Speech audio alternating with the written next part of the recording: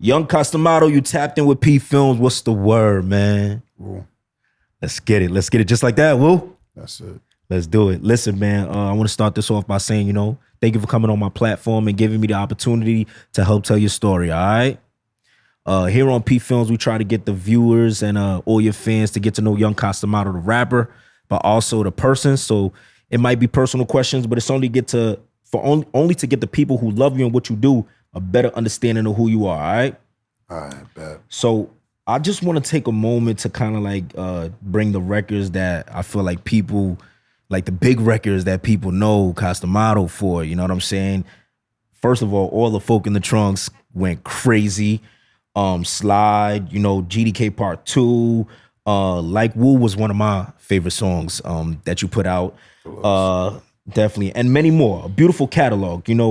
This is your first time on PPhilms though, so we're gonna start things from the beginning. Talk a little bit about where you grew up, because I understand there is a little bit of a relationship there in the Floss, but also in Brownsville. So where exactly did you grow up?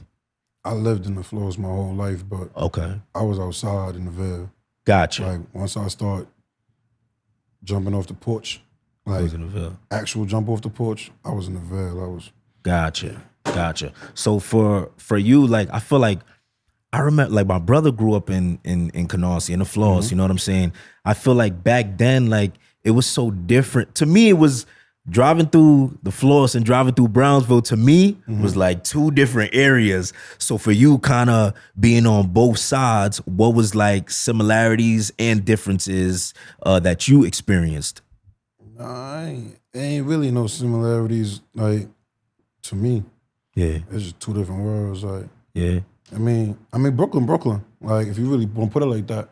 But Brownsville different. Like, Brownsville active. It's a whole different type of ballgame over there. Gotcha. Yeah. Gotcha. A lot of people, some of my YouTube fans wanted to know, like, what's his family dynamic? Like, what's your relationship? Mother, father, brothers, sisters? What is that like? I'm Jamaican. You Jamaican? Yeah, we Jamaican. just on some straight yardie shit. Okay. So did you grow up listening to like reggae and all okay. A heavy cartel. That's what's up. Vibes Cartel? Yeah. Gotcha.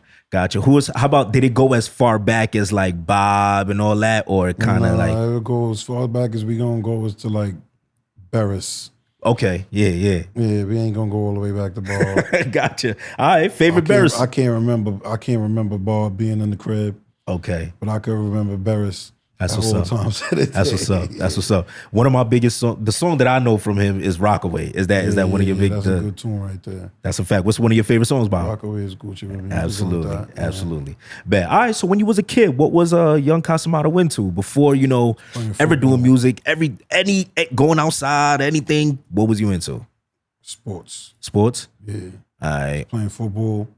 I did wrestling. In high school. Yeah. But I was just doing a bunch of contact sports. Okay. That's what I was on. Got you. Chilling. Bet. So for football, what position did they have you playing? I was on the line on both sides. Okay. Yeah. You enjoyed it, or was it kind of like just something to do? At first, I enjoyed it. You feel me? Then high school, like, I don't know. Shit. I got kicked off the football team in high school. Yeah. And I said, I'm out. Like, I'm outside. That's how I started being outside. Gotcha. Stop playing football, start being outside.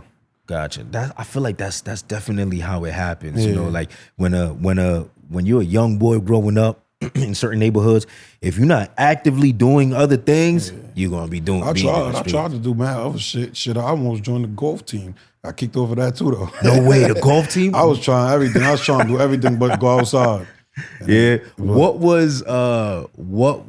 First of all, what caused you to get kicked off the football team? I think some teacher lied or some shit like that on me. You said they lied? Yeah, some teacher lied, said some bullshit. So my pops was like, man, f that football shit for a little minute. I told him, it's like a week passed, I'm like, yo, you bugging, bro. I gotta go play football. He like, all right, got it. Yeah. Feel me? I went back and the coach was like, nah, that, out of here. Damn. I'm like, why back going to Brownsville? Word. Damn. And that's how I started going outside. Got you.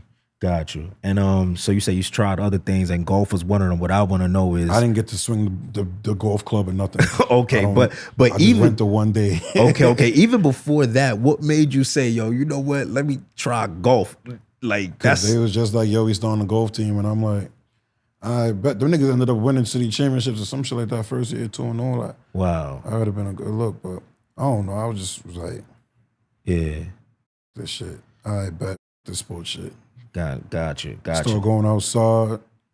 Once you go, Brownsville intoxicating. You heard like, like I said, with two different like you go to Brownsville, and around the time when I was going over there, it was going down. So it was just like you start doing little shit here, there. You like, well, I like this shit. You feel me? And then, or you start getting into shit.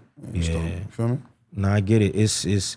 Did you feel like it was like more opportunity out there to kind of do wrong or be out there in the streets? Like it was shit, the opportunity to do wrong come to you. You ain't got to go looking for it. That shit gonna come. Yeah. Wow.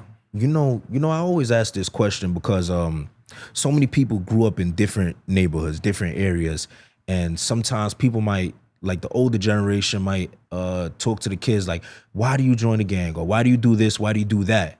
And the way they make it seem like it's so easy to steer clear of those things or stay away from it. When you look at that age, you're getting, I guess it's like it's kind of like overwhelming. Like you said, it's like it's all over, right? Mm-hmm. But now as you're older, do you ever feel like looking back, damn, like it's way harder to not get involved in nonsense than it is if you're around. Yeah. If you're around it, it's even now. If you're around it, it's easy to get into some bullshit. You feel me? Yeah. Like that shit ain't. It's not even some bullshit, but it's easy to get caught up with what's going on around you. Yeah. How does one stay away? Like how, you know, like for somebody who's staying away. You said what? You stay away by staying. Yeah. Pick and choose what you want to do in your life. Like nobody's forcing you to get up and be, oh, I'm Woo, or I'm Crip, or I'm Blood. Like you make that choice. You feel me? I turn Crip. Yeah. Niggas like we was doing a lot of fighting. And once I realized my face not gonna break when the nigga punched me in it, I started liking the fight. Like, word. Yeah. And we was just, me and my mains, we was going around getting it on. Yeah. And niggas like, you want me Crip? And I'm like, let's do it. And just turn Crip. I guess the reason why I asked that is because, like, I feel like when you see, this is something I always used to, like my boy, right? His whole family's blood, right? Yeah. And he's not necessarily blood. But if he's with his family and their enemies come, you are whatever, you know, like how do you even be like, well, I'm with them, but you know, I'm not, you know, part of this. I found that a lot of people off camera have told me I just joined this because they were sliding on me anyways. So at the end of the day, you know, I might as well be this. Is that something that happens within those urban areas? I don't know about that. I don't know about getting about that. Gotcha. I don't like if a nigga, I don't know. Like I feel like if you don't want to be in, so I know square. I got a cousin. Yeah. I got cousins that's Crip, and I got cousins that's not on nothing. Like they stay in the house and play 2K and watch anime and that type of shit. Yeah. Like, and they don't get into nothing, but they know. You feel me? So it's like you if you know your cousins and them is outside and they on that, stay away. And you with them, then you want to kind of be on that too. You feel me? Or you want to hang out with that crowd. Yeah. You feel me? Gotcha. What the people say, you choose. Show me your crowd. I show who you are. Gotcha. That's who you want to be with. I mean, so gotcha. I ain't no excuse.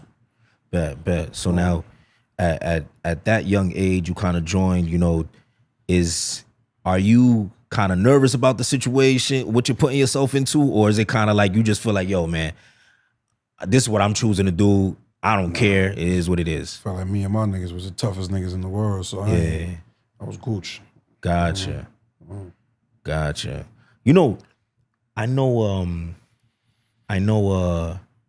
like I have a bunch of people sit down on this couch, you know what I'm saying? And I think you had stated that at 17, you caught your first charge. And a lot of people, I have people who are blood sit on this couch, Crips sit on this couch.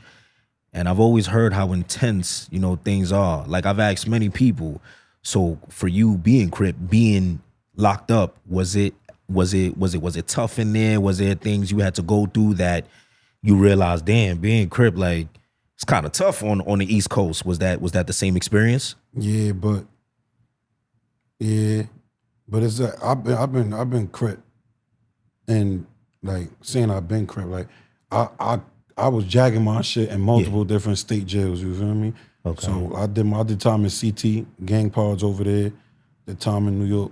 But it's just like, I don't know, the way I carry myself, like I'm not trying to go back to jail, but the way I carry myself in jail, like niggas in jail is either like they do strength in numbers or they know who to do it with. Gotcha. Niggas is very pick and choose. It ain't, oh, I'm just on anybody. Feel me? So if it ain't strength in numbers, they not gonna really be doing nothing. And if you move like, you feel me, I'm with whatever you wanna do, niggas gonna respect it. Especially if your time come to get on that bus and you get on that bus and you drive that bitch, niggas gonna know, you feel me? Like, so yeah, like you just gotta move a certain way. But being Crip back in the day was hard. Like now it's kinda easier. Yeah. Like niggas a little more friendly and all that other shit. Maybe not up north, but yeah, now it's a little easier. Before, yeah, it was fake crazy. Like, Gotcha. At any point, since you're telling me like you grew up with your mother, father, at any point, pops. Oh, grew up with your pops. Yeah. Oh wow. Okay. Usually I hear it the other way around. Yeah. So growing up with your father, was there any point where he like, yo, what's going on? You know, like kind of concerned about you kind of taking that route? Like what was those conversations like? Man, when I got shot, nigga kicked me out. Really? Yeah, he got to go. He violent out here, like. Man. So now he tried to like tough love the city, but I went backwards to it. You feel me? Yeah. Yeah. Do you ever look at things now like, damn, looking back, like he was right? You know, I was kind of. I told him he was right already. Yeah, that's what's up. How was that conversation like with him? You right. That's it. Got you. Now, when that happens to you, you get shot. Like, because I never been shot before, but don't get shot. Don't want to, man. But your mindset now, what is? Somebody else got to get shot. You said what? Somebody else got to get shot. Well, right. What was the mindset that's where we're gonna leave that at. Somebody else got to get shot. Gotcha. But even like, so there was nothing like, damn, and do I want to stay in this lifestyle? Do I want to leave this lifestyle? Nah. Somebody else gotta get shot. Gotcha. That's it. Yeah. Gotcha. All right. Bet. You say your mother, you was raised by your father. So how about the relationship with your mother? What was that like? Gucci. Let's talk about when you get into the music, man. Pursuing the music. I always was rapping. Yeah. I was rapping. When the f we made that shit with Todd Black? Like, what's that, like 2012? I seen music from like 8 years ago. Yeah, I've been rapping for a long time. But I never was really rapping on some, I'm about to be a rapper. Yeah. Niggas knew me as the nigga that dropped one track a year and then just disappeared. Yeah. You know what I mean? But then one day I was just bored. And I'm in the crib. I think it's me, my son Pito, Wayne, and my son S550. Okay. I was just bored. I ain't had shit to do. And I'm like, where niggas at? Niggas like, yo, we in the crib. So I pull up to Brownsville. I'm in the crib with them niggas. Niggas in there just going off on beats. So I'm like, yo, we might as well go to the studio, nigga. Like, what we doing chilling in the crib? Niggas like, I bet you can find one. Niggas booked it. We went, got drunk. Went in there, niggas made Folk in the Trunk Part 1. Yeah. I think then we shot the video, and I went to turn myself in like the next day. Yeah, I heard you wasn't even out while it was. Yeah, I wasn't out when it came out. So when that shit came out, that shit did like 40K views or some shit like that when it first came out. Mm-hmm. I ain't never get no views like that. So I get the mail while I'm in jail. I'm looking at that shit. I'm like, I'm about to be a rapper, nigga. Word. Like, that's what I'm about to do. I'm about to rap. Word. That's what's up. So I just started writing mad raps while I was in jail. Then I came home, and I'm like, all right, fuck it, let's do some rapping. That's what's up. That's what's up. Now, with you bring up Folk in the Trunk is before that song, what was the views like? Like, cause you say you I don't think I ever did over a band. Okay. Or I don't think I did. I think the max I did was like 900. Wow. Or like, And then you dropped but it. then that was cool at that time because niggas wasn't shooting, like niggas wasn't like shit wasn't going up crazy like that. Like, you feel me? Yeah. So 40,000 had to be like, So oh, we 40,000 bust my head like, oh shit, I'm up there now. Yeah. Like, or the niggas that was getting the most views back at that time was like Bando, I remember, Ivo, wow, DOD niggas, you feel me? Bleezy, KR. Yeah. Yeah. Them niggas, Hayes, they was getting all of, they was doing the numbers back then in Brooklyn. Yeah. So a band and me was Gucci. I was like, shit, I got a band, I'm good. Yeah, like, I feel you. Right. I feel you. Now, at any point, did you think to yourself, like, yo, like, because this is something that's still going on now. Somebody might drop a song, they not dissing, and then once you diss, it goes up. So at that point, are you thinking to yourself, like, damn, all right, so this is kind of the formula. This is what is going to make the numbers jump? Nah. I ain't even gonna lie. I woke up one morning on Hots and just made Folk in the Trunk Part 2. It wasn't nothing that happened. I don't think nobody bothered me.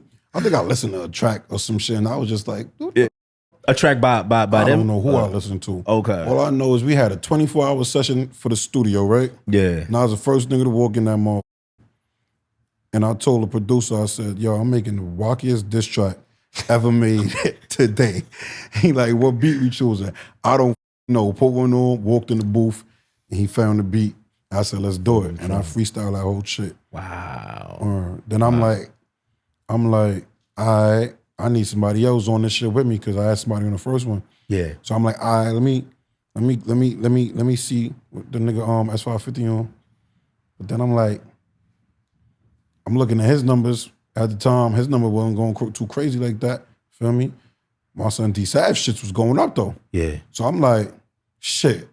All right, D-Sav, you get on this shit, you feel me? Yeah. S5 pulled up. That's why he did the ad-libs on Folk in the Trunk Part 2. Okay. You know what I mean? He be feeling left off. You're not left off, you did something. Feel me? Yeah.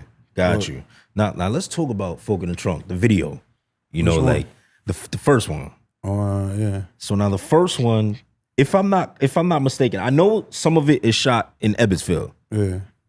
Is some of it also shot in Marcus Garvey? Yeah. Like on the now doing that, like at any point was you like, all right, this could go really good, which it ended up working in your favor, or it could go really bad. You know what I'm saying? At any point did anybody that was going there like yo, this could go kind of bad. Y'all all down for this? It was there. We was nervous. I think we just like, let's do this shit. That's crazy. Nah, I don't think at no time we ever was like some, because at the same time, we got a scene on the back block. What's that? On Riverdale? We got a scene on Riverdale. Nigga could have spun us on Riverdale. Like, we don't got to be in the ops to get spun on. Nigga, we standing out in the middle of the strip. You know what I mean? Yeah. Like, you couldn't get us there. Yeah. So niggas just was like, fuck it, let's go do this shit. And then we just did it. Whose idea? Like, a menace. Now, what was you gotta shout out the cameraman. I was just about to ask. To connect for that, like, because some cameraman would have been like, hold on, I thought that was TDOTT on that one, the first one. Was it? Hold on, let me see. I'm not sure. I thought Meet the Connect shot. Yeah, K-Dotty for the first one. Shot the first one. Yeah. Yeah. So my bad, K-Dotty. Yeah. Now that's what I was gonna ask, and he was just down for it. Like, yo, let's go. He was like, whatever you want to do, let's do it. I said, come on, we out. Wow. I shot some of that shit on Lincoln, and I'm like, come on, we gonna go to Ebbots Field. Got you. I did when I left Lincoln because I'm driving. I see they had some little construction shit on Lincoln. So I'm like, we can stand up on the construction shit. Then I'm over there and we're like, might as well go down the block, go to Ebbots Field, feel me? Yeah. We went to Ebbots Field, shot the shit. Feel me? Niggas be talking about, y'all niggas was there 5 in the morning. Bro, we was there like, what, 12? I ain't gonna lie. It wasn't like we was there 9 o'clock in the nighttime, you feel me? Yeah. It was like 12, man. 11, 12. Yeah. Feel me? Like, does that play into things like, and when I say that as, does it discredit the act if you're at a I know for a fact, Okay, certain places we be at, you ain't coming over there no time. Niggas outside all day, bro. Don't let nobody fool you like, oh, nobody be outside ever. Bro, you can always find somebody outside where it comes to the peas. Feel me? Like, niggas be outside doing anything, getting air, smoking. Niggas be outside unless it's freezing cold. And niggas inside the building or some shit like that, you feel me? And even then, niggas will be in the building, in the lobby, all out. Niggas be around. Like, you want to find somebody, you could go get them. You know what I'm saying? Nah, I feel you. I feel you. Go ahead. When niggas started going, I'm like, man. Oh, well. Shit done and we got it done. Yeah. What was like the energy? Like, what was the fans saying? What was the energy around that time? Yo, bro, we wasn't gonna drop Folk in the Trunk Part 2. Why? That shit was I don't know that shit. I'm like, man, I ain't dropping this shit. We going to jail. Okay. I'm like, I ain't dropping this shit. I gave it to some niggas in the P's. They started sharing it. I think it was bitches. You know, bitches make the world a small place. Yeah. They start sharing the shit. Niggas, the ops get it. The ops dropped the shit on SoundCloud. Mad weird. They think this shit was titled Folk in the Trunk by Fat Ass Costamado and Fat Ass D-Side. I'm looking at the views on SoundCloud like, that shit's showing. Like, oh, nah, that shit's showing. Wow. Then I called D-Side and I'm like, yo, D-Side, that shit's showing. So D-Side go, he look, he like, nah, that shit going crazy. I said, yo, we gotta shoot the video before they take all the views for this shit. Yeah. So we shot the video the next day. D-Side wanted to go back to Ebbots Field. I'm like, nah. Yeah, that would do it twice. That would have been crazy, man. D-Side wanted to go to Ebbots Field that night. Did y'all ever think like, all right, so we over there, they gonna have to come to our block soon. You know, did y'all ever think that? Like, they gonna come? Wow. It's not like that in Brownsville, really, bro. Even me going over there is kind of like off. Like, it ain't no pull up and do weird shit. You feel me? Like, if you get caught up, you getting caught up. Yeah. Gotcha. Now, that happens, whatever. I remember seeing a video back in the days where there's a cop car riding through Marcus Garvey. Yeah, that cop is crazy. And he's playing Folk in the Trunk. I don't know if it was one or two, but it was two. It was two. Yeah. And I'll never forget, I was like, there's no way this happened. Oh, yeah. I don't know why they did that. What was your thoughts when you seen that? Like, going to jail. You said what? Go to jail. Or like they gonna do some dumb shit and have me tied up. Yeah. And I'm gonna go to jail. Got you. Wow. Nah, that's crazy. So now what's the environment like for you now? Y'all dropping them records, you're going up. It's obviously y'all getting the views, y'all. It's crazy that they're the ones that actually put 2 out. Yeah, that's crazy. I ain't put it out. I didn't know that. Yeah. So they put it out. It kind of helps. It kind of helps the marketing. Y'all shoot the video. Y'all are going up. What is the thoughts now between you, your camp, musically? Not even on no beef stuff or no drama. What is going through your mind at that time? At that time, I ain't gonna lie. Niggas was. We still wasn't them niggas when with the rap shit. Like. Yeah. Them other niggas was doing their thing. Until about April. Cause I think Folk in the Trunk dropped like December. Yeah. Like December. And them niggas was doing their thing till like, and I remember I posted that shit. So I ain't gonna lie, y'all niggas had the winter. Y'all had this shit rocking. Watch how we do after April. And I swear to God, April came and we just always on some rapping shit. Like, Favi, Pop, everybody just start, like niggas just start dropping heat. JD, everybody just start dropping some shit. And after that, there was no looking back. Like niggas just start going crazy. Yeah. Was that ever like motivation, like watching? Because I won't lie, I think at some point I did see that they were dropping a lot of music, kind of had the streets. Was that ever motivation for y'all? Like, yo, we can't allow this. Like, we gotta start going crazy. Not for me, I don't know. Okay. Yeah. I just know when the dissing for me, I'm like, if we dissing, we could do this. Like that's how I looked at it. Like if you want to do this, we could do this. Like, cause I'm gonna talk dirty. Like, so that's how a lot of us got like lit. Cause it was like, all right, if this is what we could do this better than y'all. Cause y'all ain't really got much to say. Yeah, this got shit to say. So yeah, gotcha. That's how that went. Gotcha. You did mention Pop before. I think I seen in an interview you said something like you lost out on a verse from him or something like that, or a song from him or something. One time we supposed to go to school. That was like, yeah, we supposed to go, I met him somewhere. Yeah, and we was chopping it up in the gas station, and he told me like, "Yo, come to the stew tonight." He gave me his number. My phone died. Yeah. As soon as I walked in the car, and we ain't never really chop it up to go do studio ever again.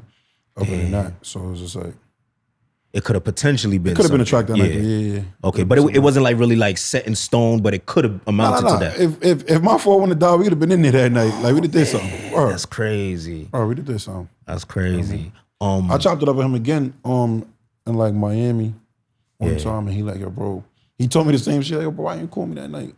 Like, my phone died, bro. Yeah. You never try to be like, I was like, "Yo, we could do something again." He like, "All right, you know what I mean? Like that, then it's like, you know, he pop at this time. Like he's pop. Yeah, he's big. Yeah. So it's like, I'm not like on some, let's because I know like nothing is, at that time, nothing is, feel me, in stone no more. Like niggas is business, niggas is people, niggas is somebody now. Like niggas busy, feel me? So gotcha. I ain't really never trip on that shit. Feel me? Gotcha. Okay. Wish I'd have got that shit. That shit. I ain't gonna lie. I would have still took my shot. Like, yo, bro. Remember you said you owe me a verse, bro. What's up with that? That should have been cool. Wow. Well, you know, what was it like? Watching somebody from Brooklyn, Brooklyn. Now I ain't gonna lie. I know what you about how him go up. Yeah. I ain't gonna lie. Like, cuz I don't care what nobody say. Cuz opened the door for everybody. Like he opened the door for everybody. Sure. And it don't matter how you felt about him. That respect you had to give him, because, like I said, we was all on some shit. Like if you want to diss, we gonna do this. Like we is going to violate, and he was the only one that he did it 1, 2, talk crazy shit. But he was the one that really was like, he found the formula. You feel me? Like he was able to transform Brooklyn drill into some other shit. Yeah. So niggas gotta respect that. You feel me? Gotcha. I think I seen that though. I seen like a couple of them pay their respects when he passed away. You know, I seen that. Not that I know, not that y'all would care or anything, but yeah, I had seen that. What was I guess when I'm looking at Pop go up, because there's so many people from Brooklyn doing music, so many people from New York, and I'm looking like, what is it? What is the formula? When you look back at how things were for him, what would you say you feel like was that thing that just made him catapult into like being internationally known? You gotta let me tell you, I'm gonna tell you from the outside view looking in by other people telling me, like, because in the feds, you know, you're the feds, it's different states and shit around you. So I'm gonna tell you what they said. Your man Formula pushed y'all through because he gave niggas the feel of, I'm gonna go spin the block, then I'm gonna dance on that shit. Okay. And once, and then that became the formula for everybody. Like, we could talk that talk, but you gotta make people feel good when they listening to it. You feel me? And that's the formula. Yeah, it's a lot of, you know, it's funny because I feel like that's what's going on today. Like it's a lot of dancing. Yeah, but now it's... No, I'm not saying they sound like them. I'm just saying as far as the dancing aspect of it. Yeah. You know what I'm saying? Now it's a lot of dancing. Yeah, maybe you try to say a little too much now? Now that was just dancing, basically is what I'm saying. Gotcha. Dances. Nah, I feel you. Yeah, you know, now I think it's 2019 when he passed away, or 2020? Okay, 2020. Now, are you locked up at that time or are you home? Nah, I'm home. Okay. Yeah, I was at my crib in the floor, as a matter of fact, when I happened. And it's so crazy because I had a crib in Jersey at the time. But for some reason, I'm like, I'm about to go sleep in my crib on the floors. And then I woke up and I saw that shit. And I'm like, niggas play too much. Like, same thing I said. Like, same thing I said. Bucket, like, but I put that shit, put my phone down. I went to go brush my teeth. I came back, the TMZ shit popped up on my gram. I'm like, oh, this shit real. That shit crazy. Wow. Yeah, when TMZ gets a hold of something, that's when TMZ posted, you know it's not cat. Yeah, you like, I was like, nah, that's wild. Was there any like was there any shocking feelings to it? Like, because for me, when I seen it, I was like, all right. Number one, I thought, okay, this is a lie. But then number two, I was kind of like, hell nah, I can't see him passing away so soon. Ain't no way. Even low key, when I seen TMZ posting it, and I'm like, I feel like they're gonna come back and be like, oh, he actually survived. Like, yeah, bro, that's what I was thinking. I'm like, oh, maybe he not dead. Maybe he gonna make it. yeah. Gotcha. Did that? Do you feel like his passing kind of put like a? Because I've heard this from a few people, like it put like a dark cloud over Brooklyn. Like as much as he inspired so many people to go up, it was kind of like, damn, not him. You know, it was kind of like it was hard to watch, and I heard rappers say like it discouraged them a little bit to see someone make it out of nothing, get so far, and then this happens before their career even gets to flourish. Because I feel like right now he would have been crazy big. Do you feel like that happened a little bit to Brooklyn? Yeah, I feel like it happened to the world. Shit, Pop died and took the world with him. Corona came, shut everything down right after. That's a fact. Nigga took the whole world with him. Yeah, that was February. He passed away. By March, we was in shutdown. Coronavirus, whatever. Yeah. Yeah, that shit. Yeah, I could say that. Gotcha. Shit wasn't really the same no more. It fake brought niggas together though.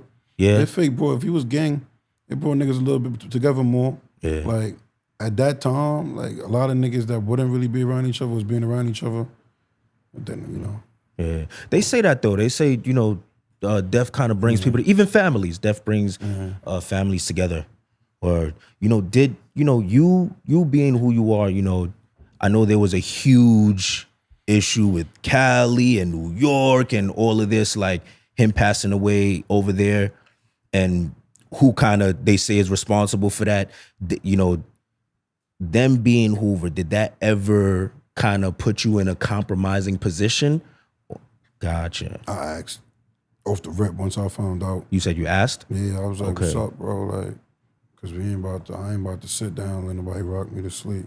Was there ever any tension though? Like I didn't ask everybody. Of course. That's like not scared, but it's just like I needed to know. Nah, but nobody never gave me no energy or nothing like that. Like I didn't seen little shit. Oh, Costamado need and I'm like, shut up, and then that stops right there. Yeah. Nobody that's somebody. Nobody that got a voice that's supposed to, like you feel me? Out here or out there? Like I'm talking about out here. Okay. In Cali, I didn't jack. But I'm not about to jack y'all. Clap my man. Like nah. Like I made my voice very clear. Like I'm not jacking that. Yeah.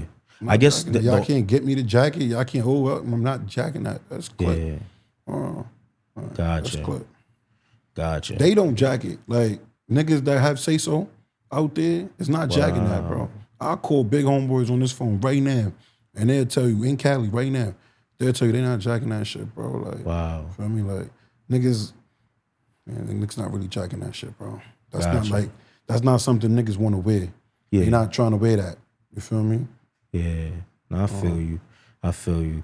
You know, I even seen like how, I guess, some of them, I can't speak for all of them, but I seen like interviews. Some of them clout chase. Yeah.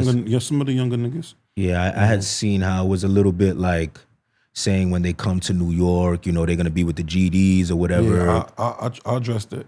Okay. I addressed everything. Okay, gotcha. I addressed everything. What were your thoughts when I didn't get to speak to son that said that? Yeah, he locked up. Yeah. But I addressed it. Gotcha. I address it. Like I'm not ducking nothing. Yeah. You know what I mean? I'm gonna find out who I speak to. Yeah. I'm gonna address it. And that's why I could tell you nobody's jacking that. Like people would say so is not on some okay and all that other nonsense. They not with that. You're not on that. Could there ever be and then like the niggas that's involved in the situation, y'all all told on each other. So it's just like you said, yeah, they all talk to one another. They all told on each other. Oh, damn. So it's like that nigga's not even really with the shit no more. Like they were even, you know. Did you see how I think one of the guys got like about 4 years? I don't know too much about that shit. Okay. Just more so like even. I was in jail for a lot, bro. For like the actual. All I can tell you is I dress shit, bro. Like I didn't just sit down and go, I'ma just accept shit. Gotcha. I speak up when I see shit I don't be into. Yeah. Did you feel like you also like had to, being that who you were and what you represented and everything? Did you feel like you had to? At first I was like, man, shit wicked. Yeah. Feel me? When the shit happened, I threw the candle in where the mural at. You feel me? I'm the one that when Favi sent me the bread, I got the poster, I put the poster up. Feel me? The one on 82nd. Okay. Then he had his on his block. You feel me? Like, I was around I was front and center for a lot of shit that time. Like, I ain't jacked that shit. So then when I found out, feel me? Niggas fake had a little meeting, pull up, I blacked on everybody. Yeah. Everybody. Like, if I felt like you was kind of jacking it, I keep keying, sup, I want to fight. I'm off like 10 perks. Yeah. I want to fight everybody in here. Like, whoa. I ain't at no time. Feel me? I addressed it. That's where I'm gonna stop it at. I addressed it. I guess the last question, but you could go into this as much as you want. How does that affect you if you go to Cali? Don't. Okay. Like, I'm not saying, oh, the set. I'm not saying that. I never said that. Yeah. I just don't jack that. Gotcha. And even the set that niggas is, I'm not that set either. Okay. So it don't even matter. Like, gotcha. But on some respect out of it for the guys, it just, I'm a grown ass man. Yeah. You can't force me to jack something. I don't jack that. That's my man. My son man right here. Somebody do something to him in Minnesota and they just happen to be Hoover. You think I'm about to jack it because it's my man. Yeah. You feel me? Like, I ain't with that. Not cool. Gotcha. That's morals. A lot of niggas, I stand on morals. Yeah. Absolutely. Gotcha. Well, we'll end it off with rest in peace to Pop Smoke. You know what I'm saying? Definitely changed the landscape of Brooklyn drill for real, man, all across the world. Let's talk about your catalog. You know what I'm saying? I want to know, and from young Costamado's perspective, your point of view, what do you feel like is your favorite track and why? I like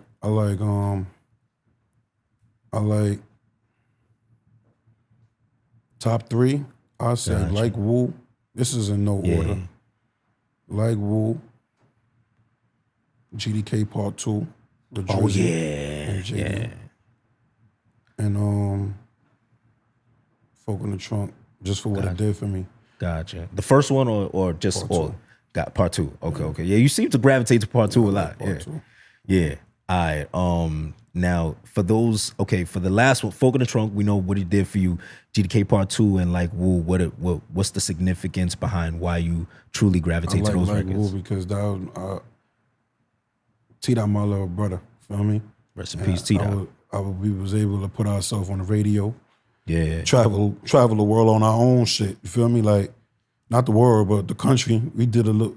If it wasn't for Corona, we'd have been moving. Absolutely. Like when that shit came out, if it wasn't for Corona, we'd have been moving. Like, but like I like that because and then GDK Part 2 because that shit was active. I love that song. You know what? I have a question about GDK Part 2. You ever heard that 6ix9ine song where he's like, he took Drizzy balls in the show. Okay, I always wanted he came home the way I feel.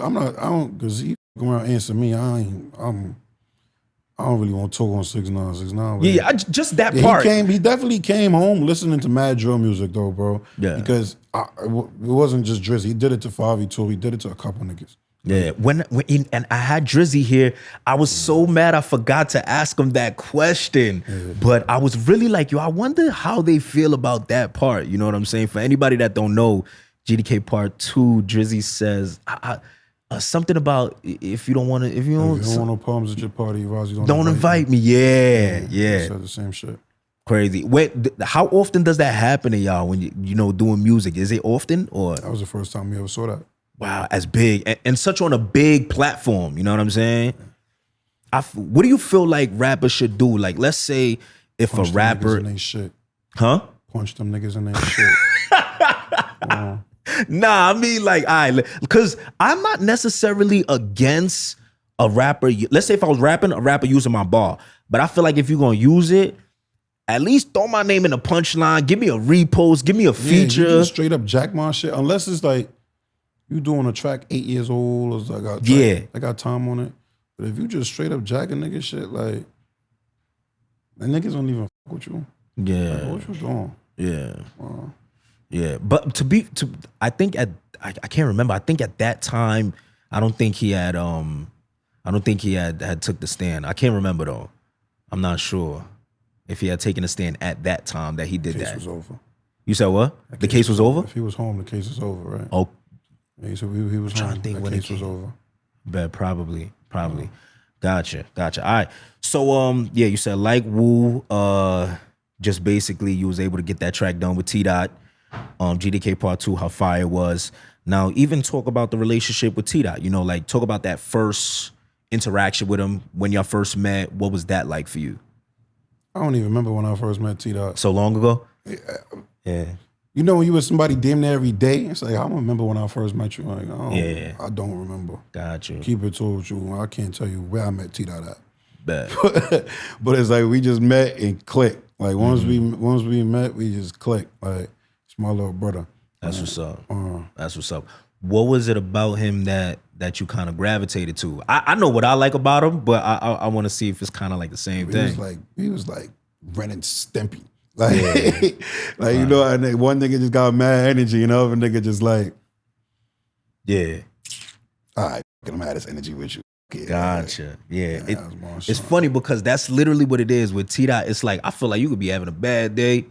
Yeah, he's that nigga is a walking movie.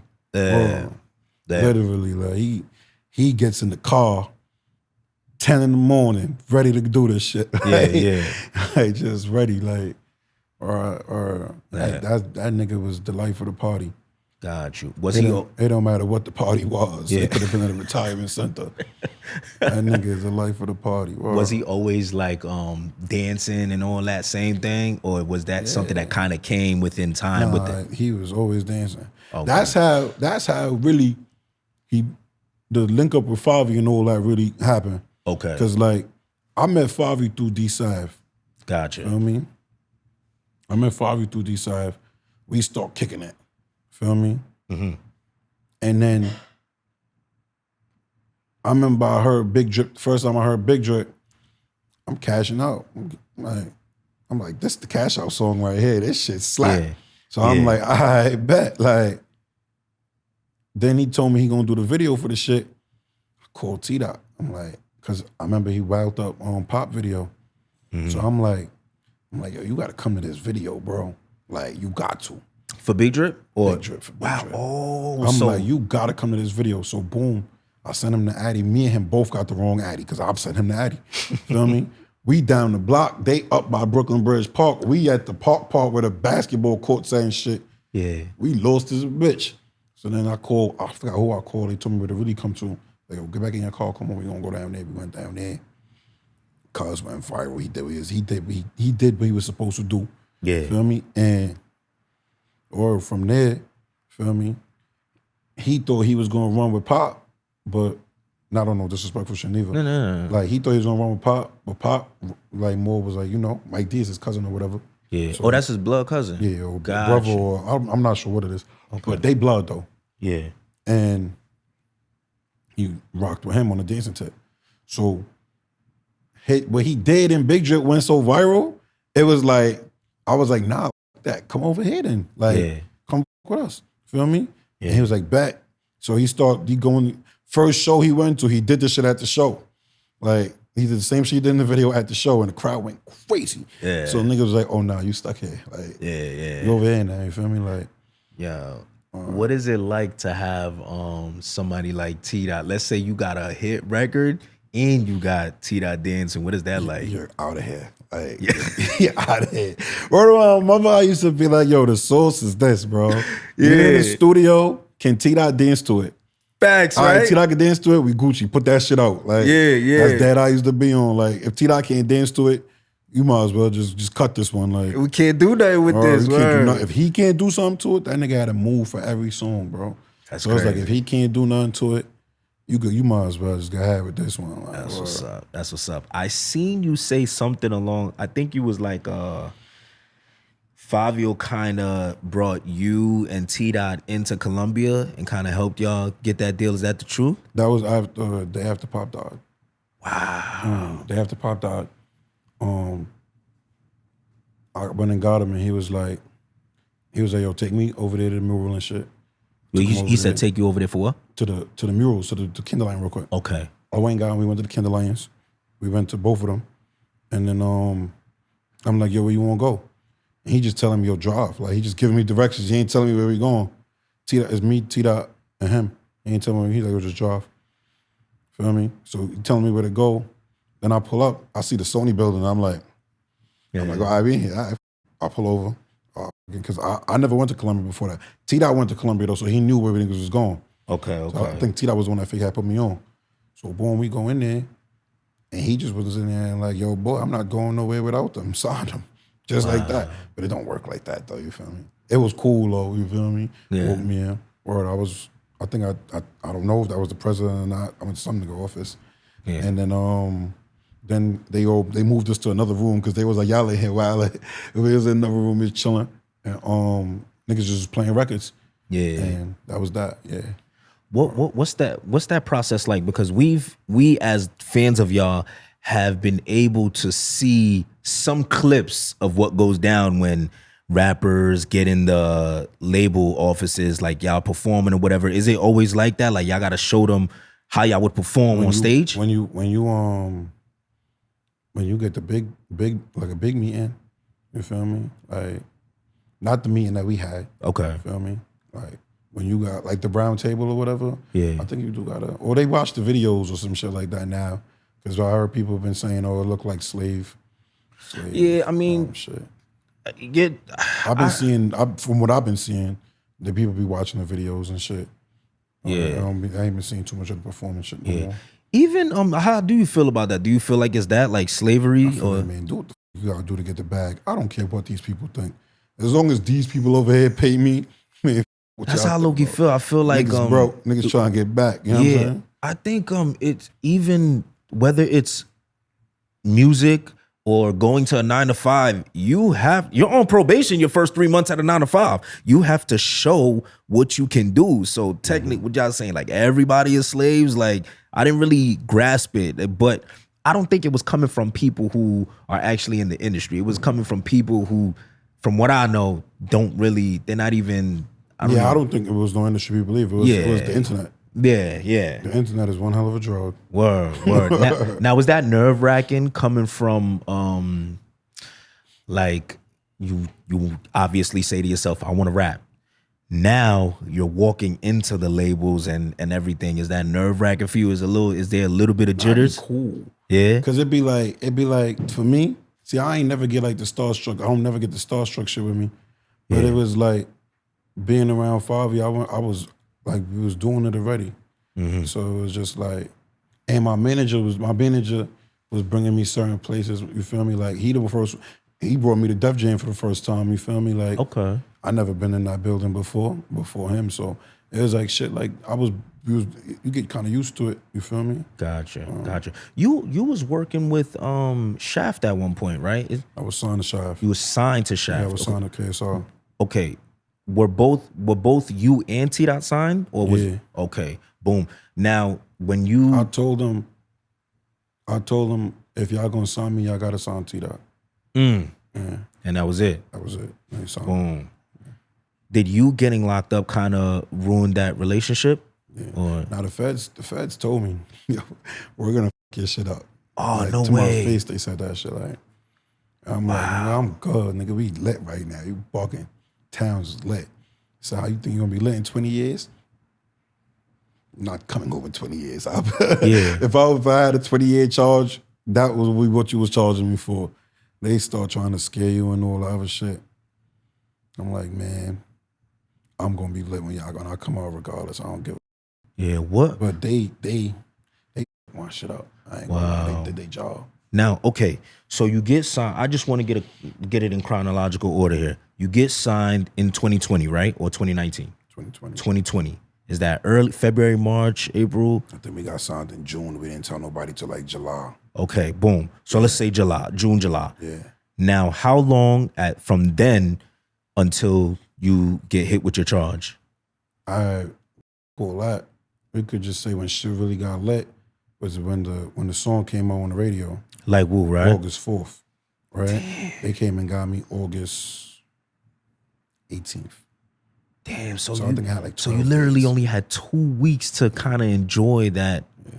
Did you know that it was coming? Like, I did some shit one day and I knew I baited. Okay. And I feel like that's what made them go, all right, you know, we'll go get this kid. And I knew I baited when I did it, because I went home and I saw my daughter and I looked at her and I was just like, oh, you had that feeling. I baited. But I didn't think they was gonna come though. I just felt like ice up or they coming. You feel me? Yeah. Whatever you did, did they know about it? Did they? Yeah, they it was in brought my paperwork and all that. Okay. But it was dumb shit though. It was stupid internet shit. And can I ask? And I wouldn't have did though? it. Yeah, when I went live, then I went to the ops. Oh, okay. When I went looking for son on live. Got you. And I knew I baited right there. Damn, man. But it was like, it wasn't nothing they could charge me with or nothing like that. But I just knew it was just like too much. If I wasn't drunk, I wouldn't have did that shit. We was at Julon, 1942 margaritas back to back to back to back. Then we had like a $4 grand bill. We was fucked up. If I was not drunk, I wouldn't have did that because I had my head on straight at the time. You feel me? I was chilling. Yeah. But I was drunk. Internet nonsense on stupid lives niggas was doing. And I be trying to tell niggas now, like, yo, chill with the lives. Now, we gonna get to that. I actually want to have a solid conversation with you about that as well.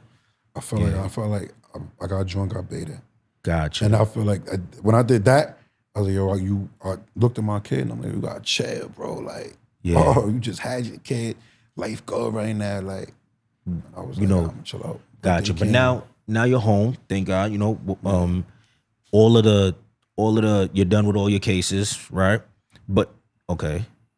All right. There's a lot going on. But you are on parole. Federal parole. Federal parole. Probation. Okay. Now, what was it that they charged you with? They charged me with they hit me with a gun charge. Okay. That I had already beat. So what they do is when you get the gun charge in the state, unless the state charge you with felon in possession of the firearm, you ain't really beat what the feds gonna come and hit you with if you're a felon already. So the state gonna just charge you with possession of the firearm. So I beat it in the state.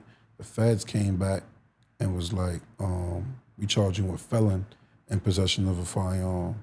See, the state wanted my DNA, but they was taking too long to ask for it. So we for them to get the shit from the judge, it's gonna take too long. So we let them wait. The time gonna run out. Yeah. And that's how I beat it.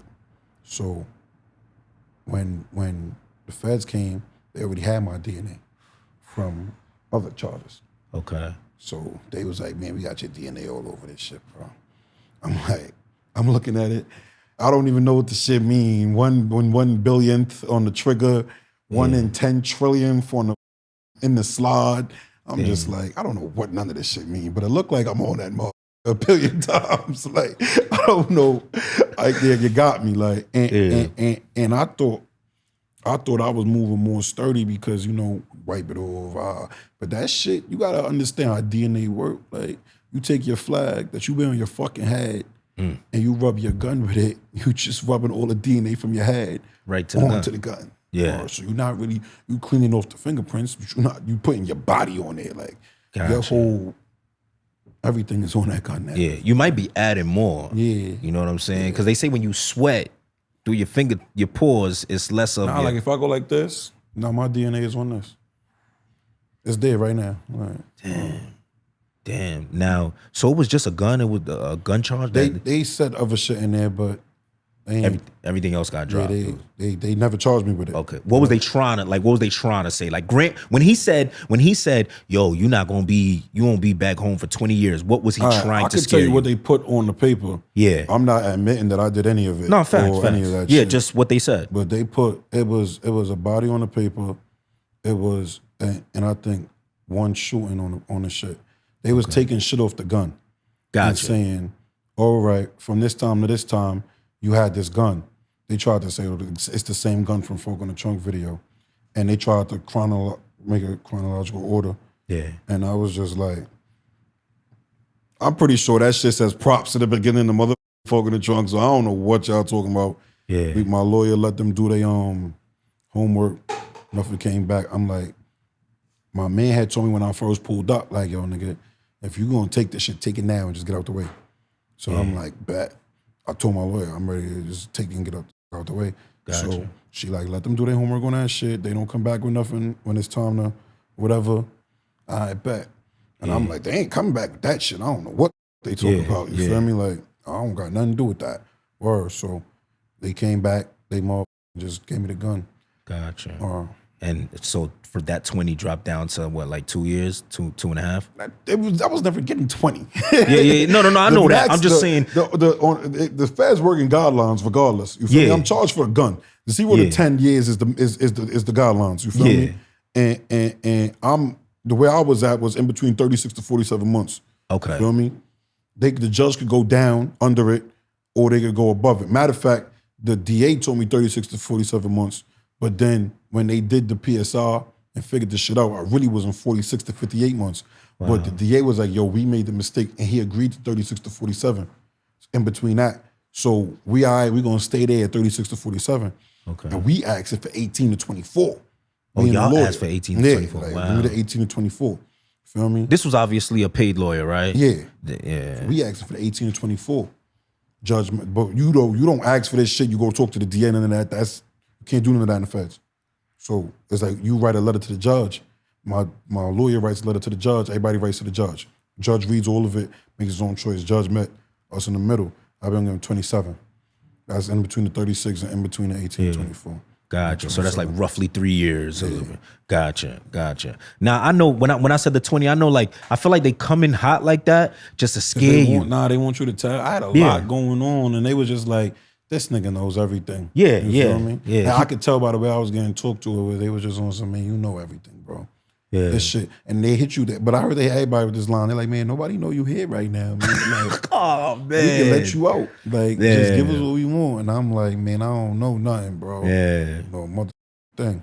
And it always comes, I feel like it always comes with something. You're going to tell me, you're going to let me out, but yo, bro, my name is done. You know, like it's... No, you want to know what they said? What? Look at 6ix9ine. Look how good he's doing. Of course. Like, that's what they said. Yo, you know what's crazy? They said, look at 6ix9ine. He's doing great. And you know, I'm glad you said that because I have this conversation with people and I'm like, I truly believe their goal is to make the street community feel like it's okay to snitch. Like, it's all right. Everybody's doing it. You know, like, look at him. He's being accepted. And I think that's why when you sign that plea or whatever, it's like they don't use your wording. They use their wording. I am admitting to this. I had a state case at the time going on. So I had a lawyer at the time. Yeah. So I'm like, yo, can I call my lawyer? And I didn't know this till that day. Yeah. When you in the interrogation room or whatever, and you feel like them people like on your line, and you, nigga, first of all, you don't even have to talk to them. One, facts. You don't have to say a motherfucking word. But two, the minute you say, yo, can I call my lawyer? It's over. It's over. Yeah. Feel me? And they like, oh, we heard you got one of those now or whatever. I'm trying to be funny. They like, oh, but this is the feds. She has to be like federal. You can't just get any lawyer. So I'm like, all right, we gonna call and see if she federal. So we call. I'm like, yo, Miss K, what's up? Like, you federal lawyer too? She like, yeah. I'm like, well, the feds just came and got me. How much you need? And like, once they heard that, they just packed their shit and walked out the room. Like, wow, crazy. Thank God they allowed you to call. But if you just back, oh, I want a lawyer, they just gonna send you back to a holding cell. Yeah. I think. You feel me? Yeah. Because I done told niggas when I ain't had no lawyer, I need a lawyer, and they look at me like, okay. You feel me? Like, do you know anything? Nigga, no, I need a lawyer. Like, but they do that everywhere though, and it's like, I don't be understanding how people fall of that shit. I'd have been locked up in Astoria, Queens. Yeah. Niggas, you know anything about anything going on? Nigga, I live in Brooklyn. Nigga, I don't know nobody over here. Y'all locked me up because y'all, I don't got no license. Like, that's what y'all like talking about. And they trying to get other things from you. Yeah, I don't even know you, nigga. Yeah. Like, you being somebody, you went through it already. Now you're watching what's going on. What is like? I give these little niggas advice, but then at the same time, let them little niggas do what they want. Yeah, they got to learn the hard way. I give it out though. I definitely give it advice. Like, yo, what would be your advice to somebody going through that? Like, if it you know, being in an interrogation room, shut the fuck up. Ask for your lawyer. Bro. Yeah. Ask for your lawyer, man. You giving these people, don't even say much to them. Like, man, can I call my lawyer? Don't even say, can y'all get me a lawyer? Say, can y'all call my lawyer? And that's it. They out of there. Like, this conversation's over. Anything said after that can't even be used against you in the court of law. Yeah. For real. Because you're being denied your lawyer. You get what I'm saying?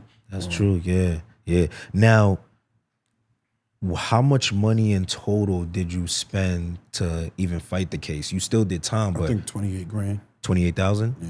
That's crazy, man. I guess it's like you gave me $1,000. You said what? You happy? Said your name, mother. You gave me 1,000. Okay, shout out to you, man. Word. But you know, not to like dwell on that, but I'm like, damn, 28,000 just to. But to still do time. To still look at it like this though. Niggas be telling you still gonna do the time. And now you're gonna get your ass poked up everywhere but your feet when you get to the spot. Yeah. Like, it's over. You better off spending your 28. Like, but then at the same time with the feds, you ain't even got to buy no lawyer. Like, I did some first time rookie shit. Feel me? The lawyers that the feds give you is not like a state federal. They giving you a lawyer. Like they ain't got 50 cases on their docket. They got about 5 cases and you report on one of them. You feel me? Like, like you're not dealing with, they gonna answer that phone when you call them every time.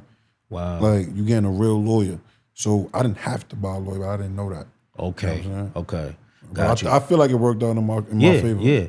I mean, for everything that they tried to scare you with, and for, you know, they only spoke to me on that shit that was on the paper one time. One time, yeah. But then after, you know, you getting it, what you ended up doing, like what, 2 years, right? Like about 2.5. Yeah. 2.5. I did the whole 27. Okay. Gotcha. Yeah. Okay. Boom. Now you're in there, like you're about to be lit. I feel like it's like, damn, Folk in the Trunk comes out.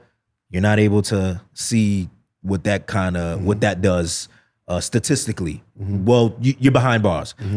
Then you get signed. August 4th, you dropped the like Woo. 2000 August 18th, they come pick you up, right? All right. Now, what is the thoughts then? Like, is it? I feel like a bozo, man. Yeah. You know why? Because it was like, nigga, I was listening to myself on the radio every day in jail. Niggas begging on the fucking door. Costamado. I'm like, nigga, I'm in here with you. When child come at motherfucking 2 o'clock, I'm eat that shit with you, nigga. Like, fucked up here, nigga. Yeah. Oh, man. Or did at any point where you kind of like, it is what it is. We just need that. From the time they came in my crib. Yeah. I asked them, I said, my first thing I asked them, I said, yo, I got codees. They said, not yet. I said, I knew it wasn't like a big indictment. And I'm like, all right, bet, let's do this. Gotcha. I don't like codees. Yeah. So I'm like, I bet, let's do this. Let's get this. You can account for what you're gonna do. You can't really account for what somebody else is gonna do. Yeah, I bet. So now you're in there. It's the feds. It's big serious stuff. Like, what is your time like in there? Is it smooth? Are you seeing I'm things? the nigga you don't want to be with in jail. Like, I'm a troublemaker. You know? Like my jail time could have been as smooth as possible. Yeah. But I just be on bullshit. You feel Would you me? be bored or something? Was like, is it? I don't know what be wrong with me. I be doing some other shit. Oh man, what are some things you kind of got into or you seen? What was that like? The experience? I be doing shit, bro. Okay. Or like the first time I went to the box. Yeah. Feel me? I went to the box for we're gonna just say I fought someone. We're gonna put it like that. Okay. It got a little handsy. All right. I did a lot of, and then they had me there I think for like 3 months. And then I forgot what I went to I wowed on the CO. Yeah. Wowed the bitch up, sent me to the box again. Day room shit.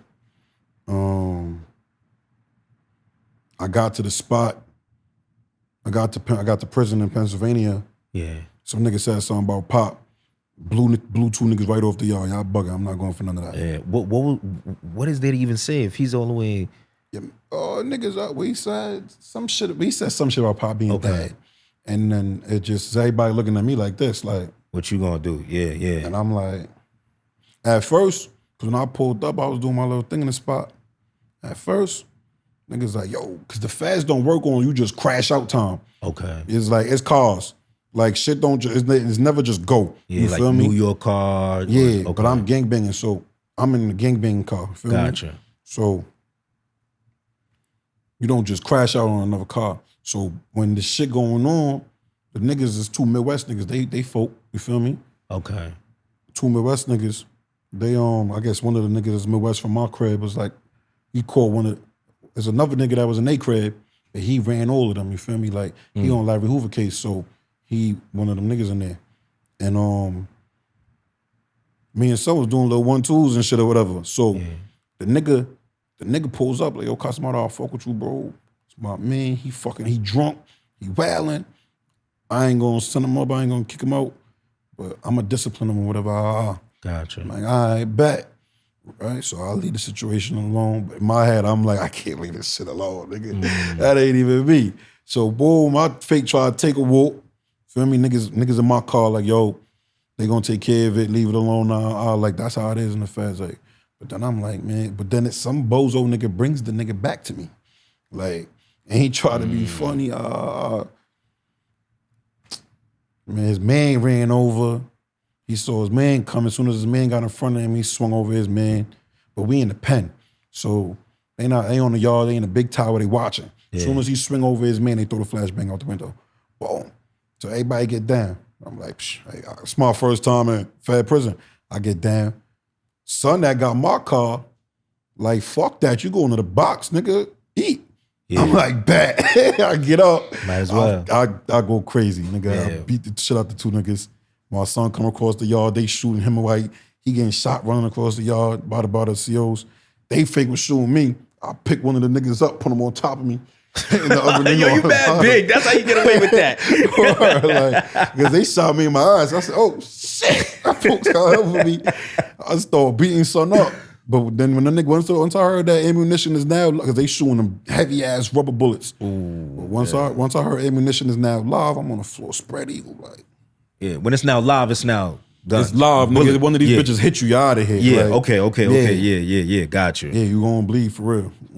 Damn. Now, so it's like when you in jail with me, you gonna get into stuff. I don't go for shit. Like, I don't be with that. My tolerance is mad low.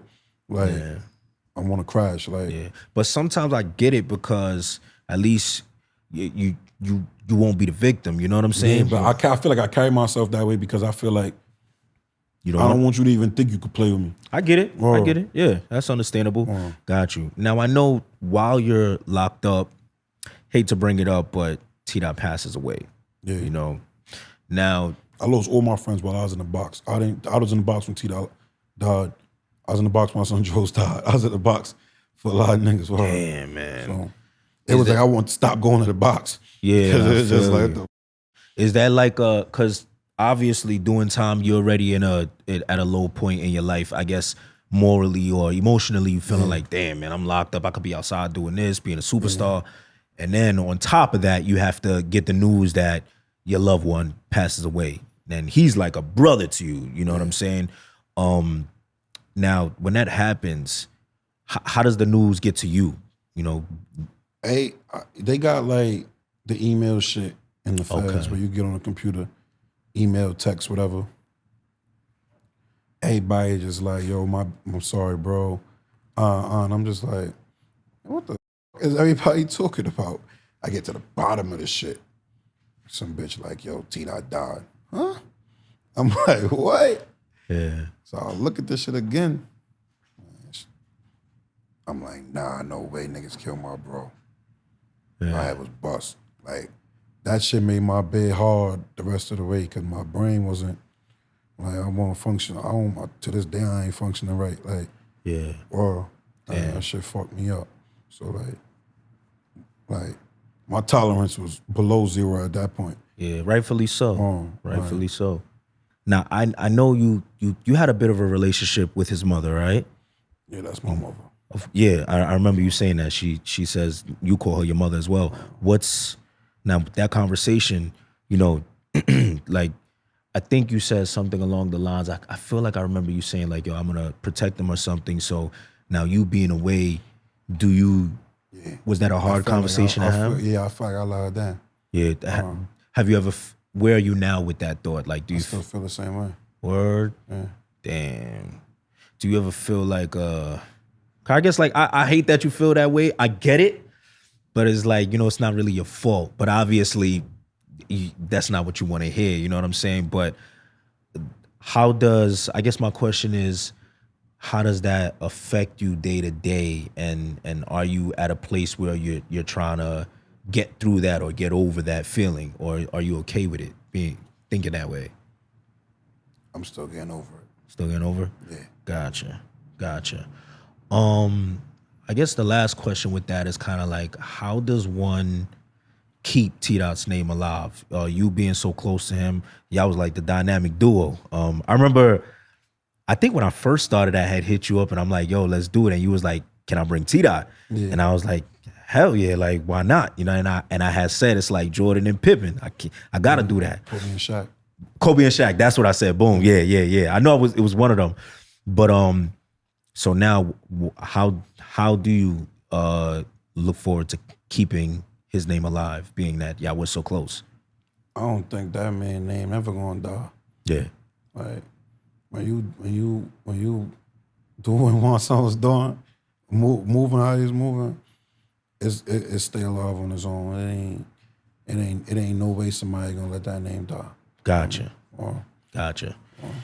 Man, rest in peace to TDOTT, man. Word up. Maybe 2 weeks ago, I had Drizzy Juliano here. I interviewed him.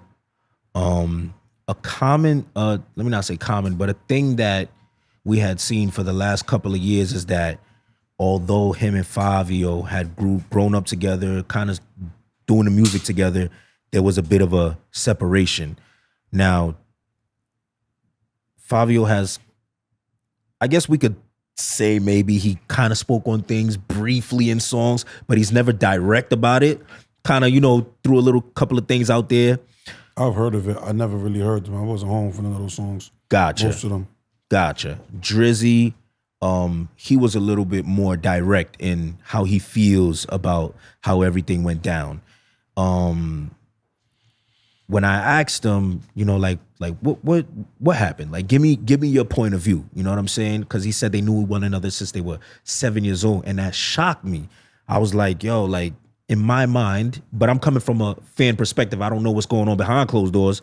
I'm like, damn, how could two friends be like 7 years old and then one makes it, one doesn't? You know, we kind of want to know why. Not in a way of, yo, we want them to beef or we want drama, but we are glued to what y'all doing. You know what I'm saying? So we kind of want to know what it is. And he told me he feels like Fivio began to change. Fivio began to, I guess he was making promises and wasn't coming through with it and not helping. I guess the overall of what he was saying, the overall thesis of what he is saying was kind of like, there's more Fivio could be doing, and he's not doing enough. And one thing he said was that they used to have conversations about what they would do when they was on, and leaving one another was never an option. And I can't speak on conversations. I wasn't in that room. Yeah. Feel me? But for you, like, I seen, this how I'm gonna put it. And this is the most I'm gonna say on that. This don't go for Drizzy by himself neither. He not the only one, right? Yeah. A lot of niggas, and even today, to this, cause yo, bro, I was gonna go to the Fivio concert. He was performing at the Legends of the Streets shit at Barclays Center. Okay, that was a couple of months ago. I'm on house arrest right now. Okay. Right? I gotta ask the judge to go. Because my PO like, yo, you gotta ask the judge. So I'm like, I bet. Like, we go to the court. I ask the judge dubs me. Nah, you can't go, right? Show happens, stupid shit going on. I'm like, damn, the judge saved me. You feel me? Like, niggas be coming to shows doing crazy shit, you feel me? To this day. But, and them niggas get, you gotta step away because you fucking up the money, bro. At the end of the day, this is the business, this is the most I'm gonna speak on. At the end of the day, Fivio himself is his business. You get what I'm saying? When you a rapper, you are your business. You work for yourself.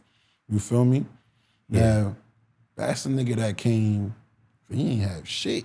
Like, you know what I'm saying? Like, he was doing shit at times and before, but at the time when he was trying to get on, Fivio ain't have shit. So imagine not having shit, right? You finally get something. And your man's coming around. Certain niggas, I won't even say just Drizzy, because it wasn't just Drizzy, bro. But you'll find other niggas that's mad, but if you really, really ask them, was you wilding? You feel me? Yeah, I was wilding. You feel me? You fucking up the brag. Yeah. You gotta step off a little bit. You feel me? Son ain't appreciate the separation. Words God said, and that's where all of that shit come from, bro. Gotcha. That's the part niggas not addressing. Okay. Well, to be fair, well, I did ask Drizzy because I asked him. I was just like, yo, like, what was it on your end? And he was like, I'm not gonna lie. You know, there was a point in time where this was just what he said. His words. He said there was a point in time where I was bugging out. You know what I mean? Punching people out, doing this, doing that. Yeah. I don't like the fight. Yeah. At that time. Yeah. I like to fight in jail. Yeah. I want to take it the farthest. Yeah. Now I'm outside with niggas and not doing that. You get what I'm saying? Gotcha. So it's like, you a hot hat, I'm not saying I'm tougher than you or you tougher than me, but me and Drizzy, I feel like we both damn near on the same level. So if I could control it, you could control it too, cuz. Because niggas didn't like me around when I first came. Yeah. Why I'm not day 1-800 foreign side. Yeah. You know what I'm saying? I'm not. So niggas, who's this? Doing here. Yeah. Cause TDOTT doing here. Yeah. We here, bro. You feel me? Yeah. Shit. All right. And that's how I feel. I feel like niggas baited, niggas did crazy shit. Other niggas did day room shit, like Swipey. You feel me? Yeah. Day room shit and got where they at. And it's just like, I just don't jack the internet shit, man. Yeah. Like, I got you. I got you. I guess two things I would like to ask. I want to ask you something. Yeah, let's do it. When Drizzy was like, 5 of your friends is broke, right? And he asked you to name some names. How in the f did my name come up? Let me put you on, cause no. Cause I said to him, I called Drizzy after I seen that shit, cause I was hot. Yeah, like, yo, boy, like, why you ain't correct him? Wait, no. He said, who's some people who do music around Fivio? I said Bino, Gino, after Young Costamado. Yeah. After saying what? Saying what? Niggas is up. No, but I wasn't saying you was effed up. I was sure. No, we could play it back. He said this line, you know, I think gang don't need a deal. They getting money on. Drizzy, let me finish the line, man. Go ahead. My boy. He says, he says, gang don't need a deal. They getting money off TuneCore. Mm-hmm. What do you mean by that? You tell me. You heard him? But I don't rap. I don't know how it go. Like, bro, if you got a TuneCore, you know, like, you gotta be pulling in millions of views on a consistent basis, hundreds of thousand views on a consistent basis to even make a good amount of money on TuneCore. You know the guys here around. Yeah. Like, name one. Do any of them guys, like, is they? Yeah, we got Ether, Gino, Bino. Exactly. Okay, now Costamado. Now look at they catalog of music. When you go look up their numbers, you know what I'm saying? Mm-hmm. Does that? If I'm telling you, I got a TuneCore, you got to pull in views. Yeah. For that money to pile up, bro. You know, you got a YouTube, bro. Yeah, no, facts. You gotta be, it's the same shit. You gotta be consistent on top of it. Yeah. And you gotta be consistently bringing in a lot of views. You gotta have a real fan base for you to make a living off of TuneCore, bro. Absolutely. So who living off TuneCore? Fivio friends is hurting, bro. Like, no cap, no exaggeration. I'm not trying to be up here dissing my niggas, bro. But they know the truth, bro. They know that they hurting. You heard? Yeah. Like, bro, you running around $100,000 watches, Mike and Mary, and these niggas is wearing merch that niggas trying to give you that you don't want. You heard? And they like, give me. Yeah. Shoot. Yeah. I'm like, yeah, these niggas is weird niggas merch, bro. These niggas. Do they like? Cause I know you still talk to them. Like, do they express this to you? Like, do they like, yo, bro, I'm hurting. Like, I'm messed up. Nah, only a few of them, the real ones, right? Okay. I ain't gonna say their names, bro. Like, Got you. Only the real ones, like that I'm in contact with, like. Gotcha. But the rest of them, they try to put on this facade like they tricking me. Like I'm, bro. You're broke. Cause I'm not effed up. I'm going. Hold on. No, come on. No. Up. This is what the conversation was. TuneCore. Do you remember that? I don't use TuneCore, so I don't even know. But yeah. I just know I'm not up. I don't nah, like how my it name ain't. came It wasn't outside. me saying, yo, he's broke. He's this and that wasn't that. The question was. Remember the line when Favi says, "Gang don't need a deal. They getting money off TuneCore." So I asked him, what did he mean by that? And he said, I don't know, Films. He said, for TuneCore, you gotta be pulling in a certain amount of views. Do you know the guys around him? What views are they pulling in? I said, when he said, who's the guys around him? I said, I boom. know I heard a part where I heard, man, niggas up. I'm gonna put this part in the. I'm gonna put that shit part, in there. and everybody gonna be like, I just want to "Alright, make it clear, Costamado's not up out Nah, here. you know what's crazy? Bino hit me up too. He was like, I'm not. Niggas up because it's like, Yeah. everybody felt like, damn, Costamado the only one that's gonna speak up and say he not broke. That's crazy. Like, Yeah. No. Bino, I did speak to Bino, and then he's coming up here Friday. He's coming up here. We're gonna chop it up. And I'm always down to speak about anything. That's me. I'm always down. But that was about the TuneCore part. He wanted to know how many views is people getting on TuneCore. He said, name the names. But two things I want to know. Like, I guess when he said he was wilding, he also asked why wasn't it a conversation? So I guess from your perspective, do you feel like there was ever a conversation like, yo, this is my bag? the conversation got happened on my phone. Like, the conversations got had on my phone. So I know what was said. I ain't gonna say what was said and what was not said. Man, conversations got had, man. So everybody kind of knew their roles and how to move. Man, we grown. Conversations got had. Niggas knew they fucked up. Niggas addressed the fact that they fucked up. Is that what? And then but then it just was just like, once the internet shit and the music shit get into it, It's too far. it just goes a little too far. Yeah. I don't got beef with nobody. Like, Yeah. I'm not picking a side. I'm not about to be on the I hate Favi because he don't do certain shit. Favi's Favi. He gonna do what he do. And it's just like, yo, bros, if you gonna accept it or you not. Yeah. You know what I'm saying? Like, if you know somebody gonna trip you every time you walk past them, but they your friend. You feel me? It don't matter though, because they trip niggas. They don't give a fuck who it is. They got no picks. I'm tripping everybody that walk past me. You feel me? And you keep walking past because you think you still gonna get tripped too. So it's just like, oh, bro, like, prevent certain things from happening before. Got you. That's my opinion. Yeah. That's just how I feel about it. With Swipey, Swipey's a bitch. Yeah, damn. Costamado said it. Damn. Now him, I remember when he was He's a bitch. when he was Don't look around away from me. He's a when bitch. he was around Favi, I think he started to gravitate to French Montana. There was Yo, bro, that nigga's a bitch. Why you say that, Costamado? bitch. Come on, man. That nigga's a bitch. But so why do you feel that way though? Like, why I feel like that? Yeah, like what did he do? Because first of all, he's a bitch. One, and then two, he's a bitch. Yo, like, he's a real live bitch. Like, you're not on that. None of that. He's a bitch. Yeah. Like, and you doing all this internet crazy rah shit. You's a bitch. Niggas a bitch. You gotta behave yourself, or do you feel like I hope you watching this too? He's a bitch. Do you feel like I guess you're talking about his live with Code 33 or whatever? He's a bitch. All right, let me ask this. Let me ask this. He talks about a couple of things on that live I was watching. He was basically saying, I guess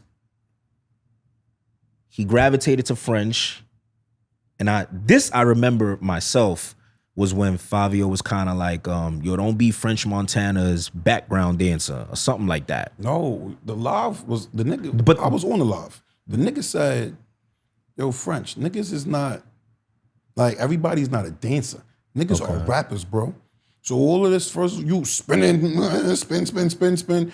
Took all these dance moves from TDOTT, let's get that clear, right? Ran down to Miami, you're doing all TDOTT moves, trying to, like, what Shakira? Like, you dancing all day? Like, you a rapper. Get a nigga a track, have him stop dancing. You feel me? I respect it. Like, you my man, yo, what you doing? You feel me? I'm sturdying you up. I'm telling you cause you on some other shit. But a nigga take the wrong way. Oh, niggas on some negative shit, but they trying to do reverse psychology. Nah, bro. You look like a bozo. You feel me? You went down to Miami and you shaking ass. Basically, you feel me? Like, so a nigga like, oh boy, like, get a nigga a song, and then you come back and you go, you know, yo, I fuck with the guys. Niggas going about it the wrong way though. I'm Coke Boys. Oh, I bet, nigga. You Coke Boys, stay over there. Gotcha. You feel me? That's that. Then you come back 4 years later, 3-4 years later, talking about some, oh, niggas ain't come see me while I was out here. Nigga, I don't even know you anymore. Like, who are you? Like, that's weird. Imagine you, me and you mans, but you say I'm with these niggas over here. Then you come back, you doing your own thing in the city. What you doing don't got nothing to do with me. Then you get tight once you finish all everything you finish, and you like, oh, damn, y'all niggas ain't come see me. What? Yeah. What, nigga? That's mad. And then, but niggas turning friends for clout is not. I mean, niggas turning ops for clout is not it, bro. Yeah. Because look at Swipey catalog before he did them interviews, bro. Look at his catalog right now. He just dropping tracks. You needed some traction, and you was like, all right, I'm already enough. When niggas, you came out here, you did what you did on purpose. Like, nigga, I'm on the niggas. I'm a little smarter than the average dummy. You feel me? But that shit is lame. I don't jack that. That's bitch shit. Then you got bitch mad times by mad niggas. World. Like, Casanova bitched you. Mother, you got chased through the casino by bitch ops. Like, bitch ops. Like, you ain't. Costamado don't go through them things, word. You gotta kill Costamado when you catch him. Or you guys to do harmful things to me because you don't get to take out your phone and scream across clubs and all that nonsense at me. You ain't doing that. I'm gonna eat your phone. Gotcha. See, I'm glad you expressed that because I guess for us, we don't know all the things that's going behind. You know what I'm saying? Niggas a bitch. That's why I tried to keep it all off the internet. And I'm like, yo, boy, I'm DMing him. I'm like, bro, you gonna stop or I'm gonna get involved? And he like, what's gonna do with you? Nah, I do, bro. I'm gang. You feel me? I'm not with that. I'm not with the weird shit. I'm not with the lame shit. Like, I stand on business, bro. All that lame shit ain't it, bro.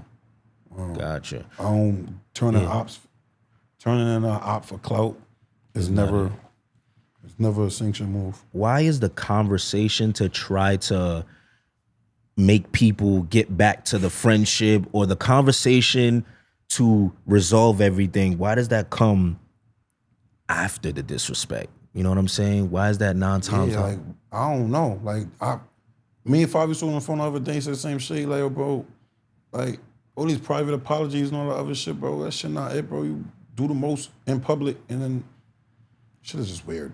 And I feel the same way, because I said the time too. I'm like, that shit is just, I don't know, bro. Yeah. It's just weird. Like, I just don't jack the public bullshit, bro. Like, if it's in-house, there's a lot of in-house shit that happens between all of this shit. Everybody. Like from 2018 to now with all of this woo, and there's a lot of in-house nonsense that never made it to the internet. So it just be like, what the you feel me? Like, for that little shit, like, not even, I won't call it little shit. It might be huge shit to somebody. It might be little shit to me. You feel me? It might be little shit to me. It might be huge shit to somebody else. But it just be like, man, that internet shit, when it's in-house, it's never it, bro. It's never it. So that's why I'm not going too deep into nothing I say with you. Or nothing like that. I just needed to address that nigga's a bitch. I got you. I got you. That's how I feel. That nigga's a bitch. How does I guess how does Fivio feel about all the people like saying, hey, he could do more or this or that? Fivio got to answer that question for you, bro. Yeah. We need to get Fivio up here on PPhilms, man. I'll talk to you about that later. I worked that out for you, kind of, sort of. Okay. I'm gonna talk to you about that later. I bet. I guess the last question with that is, and it's, I gotta ask this. I don't, not to start drama, but why no features for the people around? I don't know. Okay. I don't know why. People, first of all, Yeah. there is features. Okay. There's features. Like, there's tracks. There's a lot of tracks too. Like, they just not coming out. Gotcha. And what I told niggas personally was, he's not taking them shits down if y'all put them up. All the niggas that's getting them now. Like, when I first came home, we was doing like this whole tape shit. We got mad tracks. We don't need to wait for a nigga to say, there's no boss in this situation. You feel me? So if y'all was to throw it out, he wouldn't mind? That nigga's not taking them shits down, bro. He's not taking it down. I would be throwing everything out there. He's not taking them So down, what's the bro. hold up? Like, cause it is business. That's true. His A&R Lou will see it and he'll address it. But that nigga's not gonna, bro. If I put out a track right now on DistroKid right now, and Fivio's on it, and I put his name on it, shit and it pop up on his A&R desk, he's gonna call, yo, what's up? You? Yes, gang, bro. Word. When I put Slide up, he was already out. I mean, he was already signed. Yeah. Lou said, yo, what's this? That's gang. You feel me? Yeah. That's it, bro. Like, Got it you. ain't, these niggas Yeah, not taking that. Slide was Now, kind of another nigga, like niggas that's not around no more, drop some shit with him on it. When he get that call, it might disappear. He can, I don't know, bro. Gotcha. You feel me? Yeah. But gang, niggas that's still around right now, like direct memes and shit right now. Bino put out a song right now with Fivio on it without consent. He's not taking it down. Ether, he's not taking it down. Gino, he's not taking it down. Any foreign side nigga, he's not taking it down. You feel me? He's not taking it down, bro. Okay. Swipey, that shit is adios. Or like, you're not gang no more, bro. I mean, the way you explained it to me, I kind of see the other side to it. The only thing I would say is I wonder if Swipey felt a little slighted because Favi said it on live as opposed to behind closed doors. That's the only what on live? The whole background dancer. I'm wondering if I don't know if he said it on live, but I know I don't know. Yeah. I don't think that's what it was though. Okay, that's the only thing I would say. Yeah, At that you know, time niggas was I'm gonna shut my mouth. I ain't okay. on that. Things were there was a little tension. No, wasn't no tension to none of that. It wasn't none of that. I'm gonna just keep my mouth closed. Okay. I'm not gonna say too much. Gotcha. I respect it. It definitely wasn't no tension though. Bet. I remember I think in the pandemic there was this whole situation in Dyckman that you had kind of. Can we talk about that? Yeah, when they chased the little niggas in Harlem. Yes. From Harlem. It was in Harlem? No, they chased the little niggas was from Harlem. Okay. They went up to Dyckman to get some weed, and niggas chased them out of Dyckman. Gotcha. Now they were black, right? Yeah. They were so for the people that don't know, I think it was 2019 or 2000. 5. You said what? The Dyckman 5. Yes, word, right? So these kids from Harlem go to Dyckman. I guess they going for some weed, but they get chased out by some, I don't know if they were Dominican, whatever they were, Hispanic. But members of Dyckman. Okay. The community of Dyckman, basically. Gotcha. So now that kind of creates a situation where everybody's calling out, is this something race related, gang related, whatever it was, but it had people from Brooklyn come all over Now, what was... They had people saying shit. Ain't nobody go except for me. Okay. It was just me and TDOTT. There ain't nobody go up there. What made you feel like, yo, you know what, I'm going to take that it's like we got to start using our platform for some type of positivity, bro. You get what I'm saying? Like we got a voice. You feel me? On top of that, we talking all this demonic shit. Yeah. This, that, and the third. Everybody look at us like that. Y'all niggas is shut up. Because when it's time to step up about staying on business, I'm on that. You feel me? And I ain't like it. And I said, I bet I'm gonna address it. Gotcha. You know what I mean? At first it was live, but I know how lives get. Because at that time we doing the stupid live shit. You know what I mean? So I know how lives get. And I ain't really with that. So I'm like, yo, where could I pull up at? I inbox niggas, where could I pull up at? Yo, I'm gonna go get them niggas, bro. That wasn't right. I gotta fix that. Feel me? And they knew I was coming because I came and they was, I ain't gonna lie, them. The video looked like, we arguing. We wasn't even really arguing. The video looked like, but poppies are scared. Niggas in the comments like, where's all that energy that? Man, them niggas was ready. You heard? Yeah. Don't let nobody cap you. Niggas was ready. They, whatever we was trying to do, they was with that. But if it didn't get there. You know what I'm saying? They definitely was with whatever we was trying to do. Okay. I'm cool as shit with them niggas now.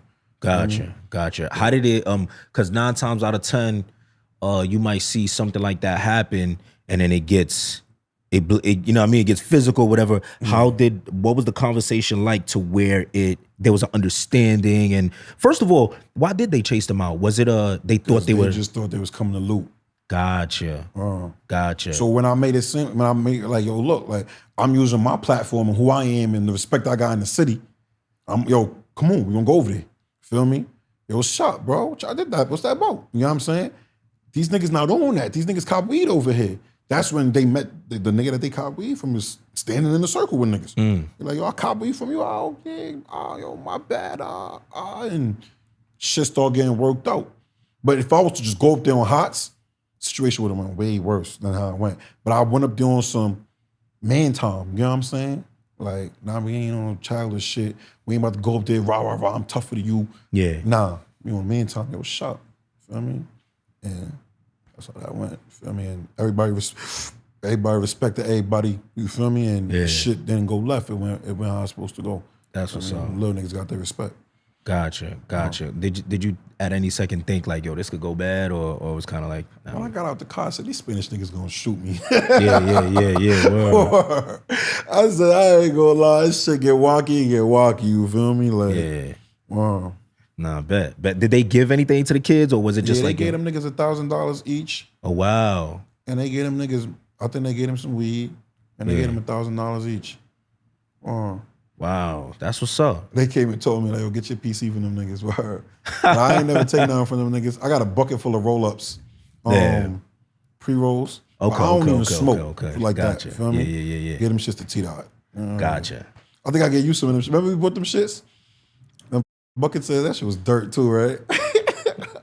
It is what it is. Dirt. Now that's what's up. I definitely respect that you did that. You know, because like you said, a lot of times what the I guess like the older generation will say is like, okay, there's gangs out here, right? But when what is the gang standing on? Yes, you know, the acronym might sound prestigious, but when it's time to do prestigious things aren't done. I got a lot of respect in the city after that. Yeah, I got a lot of respect around the country about that. Like, that's what's up. Like I got connected with a couple different like gang leaders and shit. That's like, yo, that's what this shit is about. That, like, yeah, you know what I mean? That's what's up. I was so surprised that, I know you're saying you got a lot of respect from the city. I was so surprised there was interviews you did, but nobody kind of shed light on that. And I was like, don't promote the positive shit. Yeah, that's a huge moment. You know what I'm saying? That could have went anyway. So like, I personally was like, nah, I gotta tell him like, yo, I respect that for sure. Nigga, cool, I jack that. Word. Bet. I remember you was doing a Fuchsia's interview. And he had brought Fuchsia's TV. That's something from North Carolina. Yes. Yeah. He had brought. That was like when I first came out. Yeah, I think like 2019, 2020, early, maybe 2018 probably. It could have been. Yeah. Because we did it. Yeah, it could have been. Yeah, but he had brought up the situation, I guess, when you was on live with a folk or whatever, but you was like, you have an open case on that, something like that. I guess you was in a store, Walmart, or one of those things. Oh, when I spanked son at Home Depot? What is that closed? Yeah, it's closed. Okay. Now when you say it's closed, did you beat it or did you do time for it? I got pled out to a lesser charge. Gotcha. Yeah. Gotcha. I mean, matter if I got pled out to what they gave me. Okay. Son ain't pressed charges. I got disorderly conduct. Okay. All right. Can we talk about it? If you want to. Let's do it. Now, where were you when that happened? I remember seeing it live. I'm like, damn. Like, I guess it really. The video says I was at Walmart. Oh, okay, all right. Well, I don't know. We're gonna go with the We're gonna go with says. Walmart. All right. So, what did he see you first? You seen him first? How did it? I was going to my car, and then it was like, first of all, the lady that's spinning around in the wheelchair in the video, some moms. So he helping his moms out the car or whatever, right? I'm paying the nigga no mind. I don't know you from a hole in the wall. Nigga like, it was cracking. So I'm like, I'm in Long Island, feel me? Okay. It's cracking. I was cracking. He like, was cracking again. I'm like, feel me? Like, two was cracking. Just like, yo, what's up? Yeah, antennas is up now. Yeah, because they gangbang, like Cali style in Long Island. Yeah. Like whoever your set don't like in California, they don't like them in Long Island. Like, you won't see a 6-0 and a Hoover nigga together in Long Island. It's not, it's weird. But in New York and city and shit like that, it'll happen. You feel me? But either way though, so I'm thinking that's what's on. Like maybe he neighborhood or some shit like. So I'm like, what's cracking? So now I'm like, shit, man. I spank this nigga. Put my shit in my pocket. Feel me? So I woke up to the nigga, stick my hand, I was cracking. He pieced me, but he doing some weird shit with his hands. I'm like, what the fuck is you doing, man? Get the fuck up off of me, Yo, you so annoying, man. Like I ain't know what it was, but it wasn't that what he was saying really with him shaking his hand. Yeah. I said my shit to him. He said some GD shit to me. Oh, so he was trying to piece you A-ball or something? I don't know what it was, but it was my hand was doing shit that I wasn't doing with it. And I'm like, nah, like, you was bugging. Nigga, like, what is that? Nigga, and the nigga like, he said some GD shit. And I'm like, I looked at nigga in his face and I said, you tripping, nigga. You know who I am? And he was like, yeah. Like, yo, go take your mother shopping, nigga. Or I'm out of here. You tripping right now. Feel me? So I woke off. But like, I couldn't just walk off, bro. So I'm like, yo, go drop your mother in the store and come back outside, feel me? Yeah. He like, bet. So I'm like, oh, you was on hots the whole time. All right, bet. I'm about to whip you out. Like, so he go in the store, he don't come back out. So I'm like, now I'm getting tight, because I'm like, where this nigga at, man? Like, so I go on the spot, son in there. I could have made it out without getting booked too, but older nigga in his spot trying to talk to me, young blood, look, you don't need to be doing this. And I'm like, yo, OG, when I knock this nigga out and this shit go viral, you gonna know who I am and you gonna figure out why I had to knock him out. Yeah. Feel me? Because he's playing himself. Yeah. And then the nigga was just, his mother making mad noise in the spot. I feel like police coming. I feel like my time was running short. Things happen. Yeah. Things happen. The video happened. Yeah. And then that's that. Feel me? That's how that came about. Son played himself in the parking lot. Got you. How would you piece me for? Yeah. Yeah. Not into that. Word. I'm not into that. Oh man. What made you like I'm not yo, bro, you see all these other niggas lying and capping, bro. I'm gonna keep it told you. I'm not these other niggas that be like, I got beef with the GDs in Minnesota and all this other shit. Them niggas is cap. You're never gonna even see them niggas. I don't have beef with, I got beef with the niggas I got beef with. Yeah. They happen to be GD. You get what I'm saying? Yeah. That's it. When I go to the pen, God forbid I ever go back. But when I'm in the pen and the feds, I'm with GDs from everywhere. Yeah. Chicago, board members, real loud, you feel me? These is niggas that's standing on GD business. You feel me? I done been the only nigga, like, I don't have no backup, no nothing. It's 6, 7 GDs. I'm in transit. 6, 7 GDs. It's just me and my son, matter of fact. Feel me? Yo, yeah. Oh, that's the Costamado nigga. Yeah, I'm on this. I'm on, yeah, well, they come talk to me. And we don't get too much into other niggas' business, but they come talk to me and they be like, man, I don't know what that is. So I had them niggas then. All right, what's up?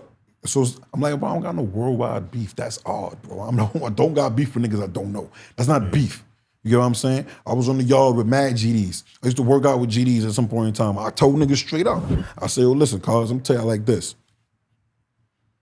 A folk come here, GD coming here from New York. Yeah. Right? Before he get, because when you walk in the crib, yo, who you with? You know what I'm saying? oh, I'm from New York. All right, the New York niggas over there. I'm Crip. All right, the Crip niggas over there. Yeah. I'm GD niggas over there.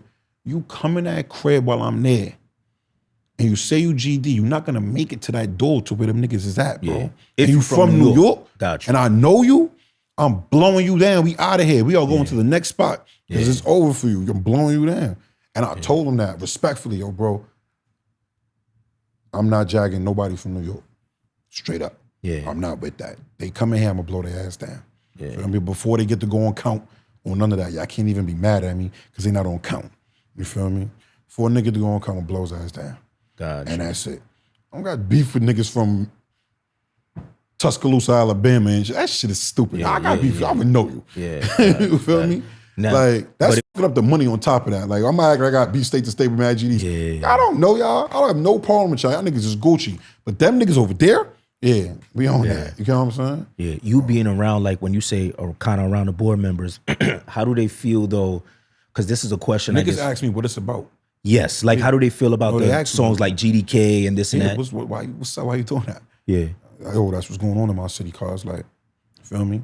Niggas, my mans, I got dead mans behind this shit and but it's not even really that. While they be on some it's really what these niggas is jagging ain't really that. You know what I'm saying? Yeah. So when they get into that, they be like, what the fuck is that? Oh, they're saying they're not real GDs in New York? No, bro, this shit out here is some other shit. Oh, wow. So it's, I'm telling you, on my daughter, like multiple GDs. Like, I'm not saying the board member told me this. Yeah. Feel me? I ain't really speak to the board member. Okay. I was on the yard with him though. You feel me? But I know I spoke in the first spot when I told you son on Larry Hoover case. Spoke to him. You know what I'm saying? So I never ever got back. Oh yeah. Oh, I know that shit. Oh, I heard that shit. Even when they paperwork start coming up on the computer. And they be niggas that be lames that be just looking up shit all day or they type in their gang and just look at mad cases from their gang because they bored as they shit pop up. And they start calling their man to the computer like, then niggas come to my side, yo, Costamado, call on the computer real quick. That's the niggas you took. Yo, bro, what the fuck is that? Like, I ain't never heard of that. Like, wow. Yeah, like, and I'll just be like, yeah. I told y'all what I'm on. They come to the door, it's up. Like, that's it. Y'all might as well help me jump them if that's the case. Like, or like, that's what we're. Wow. Yeah. Gotcha. So I'm letting that be known. Everybody else can cap and tell you what they want. I'm a grown ass man. I don't care what niggas about to say in the comments and none of that. I don't got beef with no GDs that I don't know. And that's that, bro. Gotcha. All right, bet. I think it's bold for you to say that because a lot of people they kind of answer it like they answer that shit because they don't want to seem pussy. What type of nigga got international beef, nigga? Like, what type of shit is that? Like, that's fake. Niggas be faking. That ain't it. Yeah. I got beef with whoever got beef with me. Gotcha. Right, and I'm a grown ass man. I don't even be beefing like that no more. Since I came home, you don't see me on. Now you chilling, I'm chilling. Yeah. Do you feel like that time kind of humbled you a little bit into? Yeah, not too much on the. Like, I still do what I gotta do, but it made me realize, like, yo, boy, like, if you want to do music, you cannot be glitching. You need to calm down, bro. Yeah. Like, people, bring the old Costamado back. Yo, this all ops. Yo, make folk on the Trump part 3. Yo. And I'm like, yo, boy, you not realizing all that shit sent me to jail? Or I'm sitting in jail for now. Who the f comes back for a gun charge already beat? Like, I was the only nigga in there with some shit like that. Like, everybody else got caught with their gun. And then they was trigger lock, feds came pick them up. Seems like a vendetta. Like, yo, you know what? We gonna get him. Now he's hot. All right, he's out of here. We're not giving him a shot. Nigga told me to my face, everybody don't get to make it. In the car. Like, they taking me out of my house to the shit. And they're like, man, sorry, Costamado, but everybody ain't getting to make it. Damn. Straight up. And I'm like, man, y'all don't know what y'all talking about. Nigga, turn the radio on. I'm probably on that shit. That I remember, and I think it's cool that we could even do this interview. And this is my last question, but I think it's cool we could do this interview because I remember, like I said, we was gonna do the interview. You got locked up. Then kind of when you came home, I was kind of like, yo, let's get one. But you was kind of, you coming home busy doing this and that. And then kind of what made us kind of talk was like I guess You was throwing bullshit. I wasn't starting no bullshit. Let's do it. But You was throwing I bullshit. did an interview with OP, and then I did an interview with Bleezy. But He was throwing bullshit. No. Look. He was throwing bullshit. Look. But real talk, deeper than that, I'm glad that we could do this interview, because obviously I said I was a fan of you, and then even after things were said, like, we could still sit down. But all right, so here we go. OP, when I interviewed him, is when I tell you, it was news to me what I was gonna hear. I promise you it was news, Costamado. I promise you. So he basically said what he said. Bleezy said what he said. And then Costamado said what he said. I said, what I said to what the Costamado said, if another journalist asks about Woo or Woo, he gonna punch them in the face. And everybody's like, PPhilms this. But I was never gonna say nothing. Because you was bugging. No. I'm not. Like, here's how I feel. Bro. Here's how I feel. Look. Yo, Here's bro, how I feel. you did it like 4 times, bro. Like, nah, a couple niggas did it. Like, and then it was just like, but you did it on such a level where it was like, oh, so you got this to say. Let's see what these niggas got to say. No. All right, so let me break that down. Because I don't want people to think that, like, yo, he trying to start drama. Here's what it was. After I did OP's interview, people hit me up to tell their side. You know what I'm saying? Now, this is the tough position a lot of journalists are in. If they allow one person to tell their side, now they're being biased. If they allow both sides to tell their side, you know what happens? Yo, you starting drama. And I remember we talked about this on the phone too, and you was like, the feds use all of this on court cases.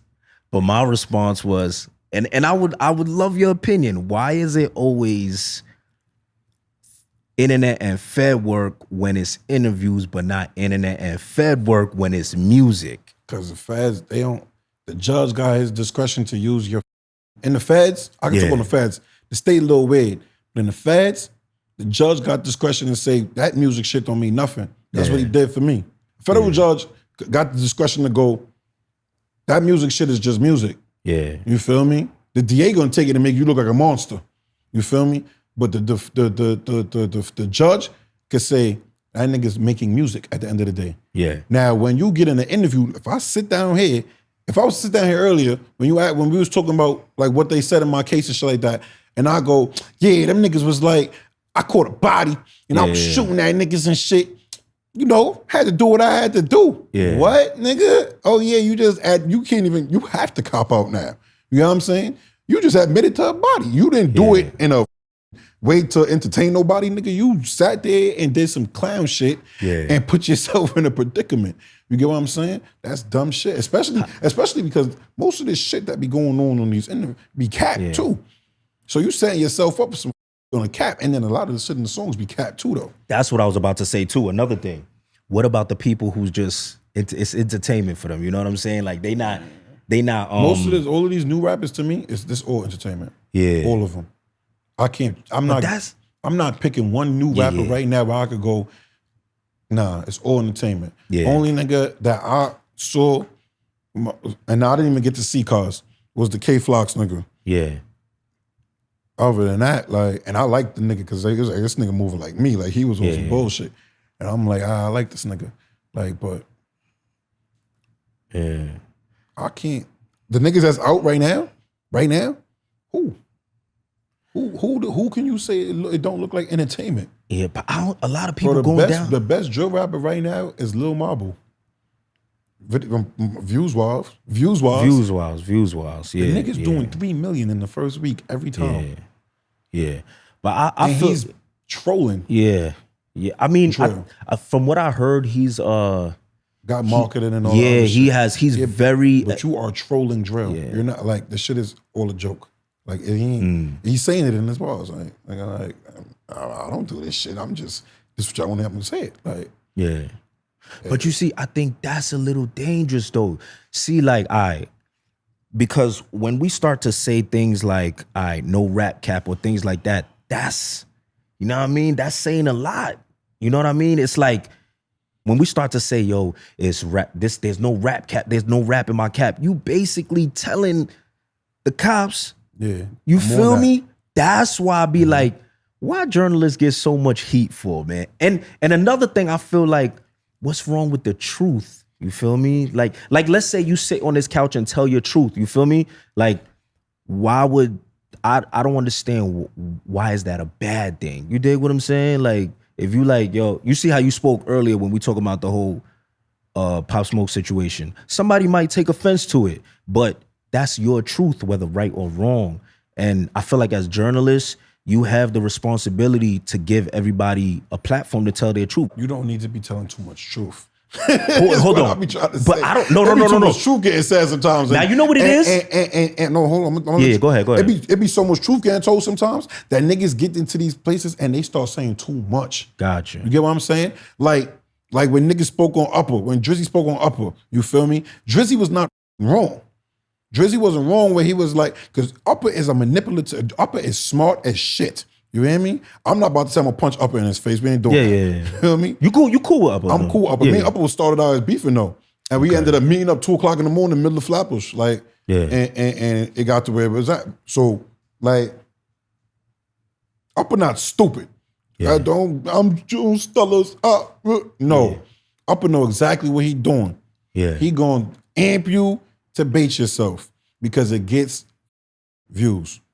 Every time you bait, it gets views. So he gonna amp you to do some shit, some provocative shit that gets the people going. You feel me? That's what he do. And he know what he doing, bro. You get what I'm saying? Yeah. So niggas gotta watch themselves on these platforms when you got people like that. And you, from my experience with you, I don't know if I spoke to you prior. You ain't, I watched 2 of your interviews, 2, 3 of them, I think. I watched the shit with the nigga, Crip nigga from the Bronx, I think his name. I don't know if he Crip no more. TG. And he some bitch or some shit like that. TG, is that it? TG Flocka, yeah. Right. I watched that shit and I watched Drizzy shit. You don't do no incriminating shit. You feel me? But on the live now, when you on live, it's even worse than an interview. Okay. Because you ain't got no reason to be saying the shit you saying on live. You get what I'm saying?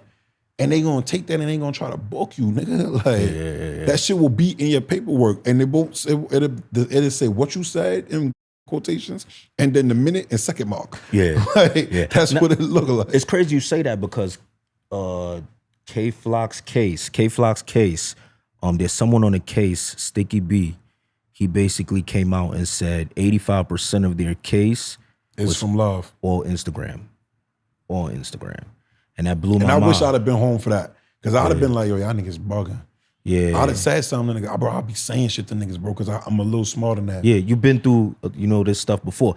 What is it like to see it's kind of just a revolving door, the history repeating itself? It's kind of like, I feel like, man, it's the Matrix. Somebody need to talk to niggas, like, somebody need to say shit to niggas, bro. But I feel like it's slowing down. Yeah. And it's slowing down because most of the rappers that's really winning right now is not like that. Yeah. So ain't really getting too much bullshit. Like, niggas will argue and say dumb shit on the internet, but it never is gonna go nowhere. Like, gotcha. You know what I mean? Look at this shit. Like, niggas be beefing. I'm not coming at nobody, but if you live in the Bronx, how you got beef with a nigga from Brooklyn? You telling me you about to pay the toll, come to Brooklyn and do a drill? Word. Word, you about to come over here and do a drill? You feel me? Yeah. Or even a nigga from Brooklyn, you got beef with niggas from Harlem. Yeah. Y'all niggas never going to see each other, bro. This shit is fictional as shit. You feel me? If the people like it, I love it. Yeah. But like, come on, son. That shit ain't really, I'm not saying niggas not like that, but niggas is in situations where it's safe. It's safe beefing. That's what it is. That's what I would call it. I'll call it safe beefing. Gotcha. You feel me? Like, when we was doing it, back if, nigga, the Chos live right there. Like, the Chos 15 minutes from niggas max. But if we in Brownsville, the Chos 2-minute walk. Yeah, word. Nah, I remember when they live across the street. Yeah, when I first did, I did someone's interview over there, and I remember when I went to go do, I think I pulled up on JD the first time, but I didn't put that interview out. You should put it out. Free JD. We had two really good ones, so I was just like, yo, you know what? I'm good with that. The first one it's too much. It's all over the place. Yeah, it was. Chop it up. Don't make it too hot. I already know what you're saying. Yeah, but I was so shocked to see how close y'all were. Yeah. This is like 2 blocks, 3 blocks. I'm like, no way. Down the block. Like, I was like, hell no. So when I seen... So imagine when we was beefing and we didn't have no cars. Word. And we had to walk all around the shit. Yeah, even when I seen the whole situation where JD seemed freshy that time, I'm like, this, of course that's gonna happen. Y'all in walking distance, you know what I'm saying? And everyone's still young. Not everybody has cars, you know what I mean? So you're gonna run into people. Like, to me, I was shocked as hell, man. Shocked. At those times, was there ever any level of like, yo, this today could go bad, man? Like, I ain't gonna lie. I think one time I could as a man, I could say it was one time when I think I was walking from Saratoga and Sutter to Van Dyke, which is on Mother Gaston and Dumont, right? That's where we was at, right? And it was like fake raining. Yeah. And it was like the sky was fake crazy. Like it was thunder coming down. And I'm like, this is a good time to get slid on, you feel me? Like we gotta make it these like 7 blocks? This is a good day to get slid on. Like, but I think but sometimes you just gotta put it out your head because it's like, what you about to do? Like not move around? Because you feel me? Like, that's true. But at the same time, I say that to say this, like, we beefing with each other, but like we gonna see each other. Yeah. You know what I'm saying? Gotcha. I see. We not just making tracks and then going. Y'all gonna run into one another. Yeah, like Brooklyn is big, but it's only so big. You know what I'm saying? Yeah. You're gonna see me. You feel me? We all go to KIF. We all buy ups. So niggas is gonna run into each other. You know what I'm saying?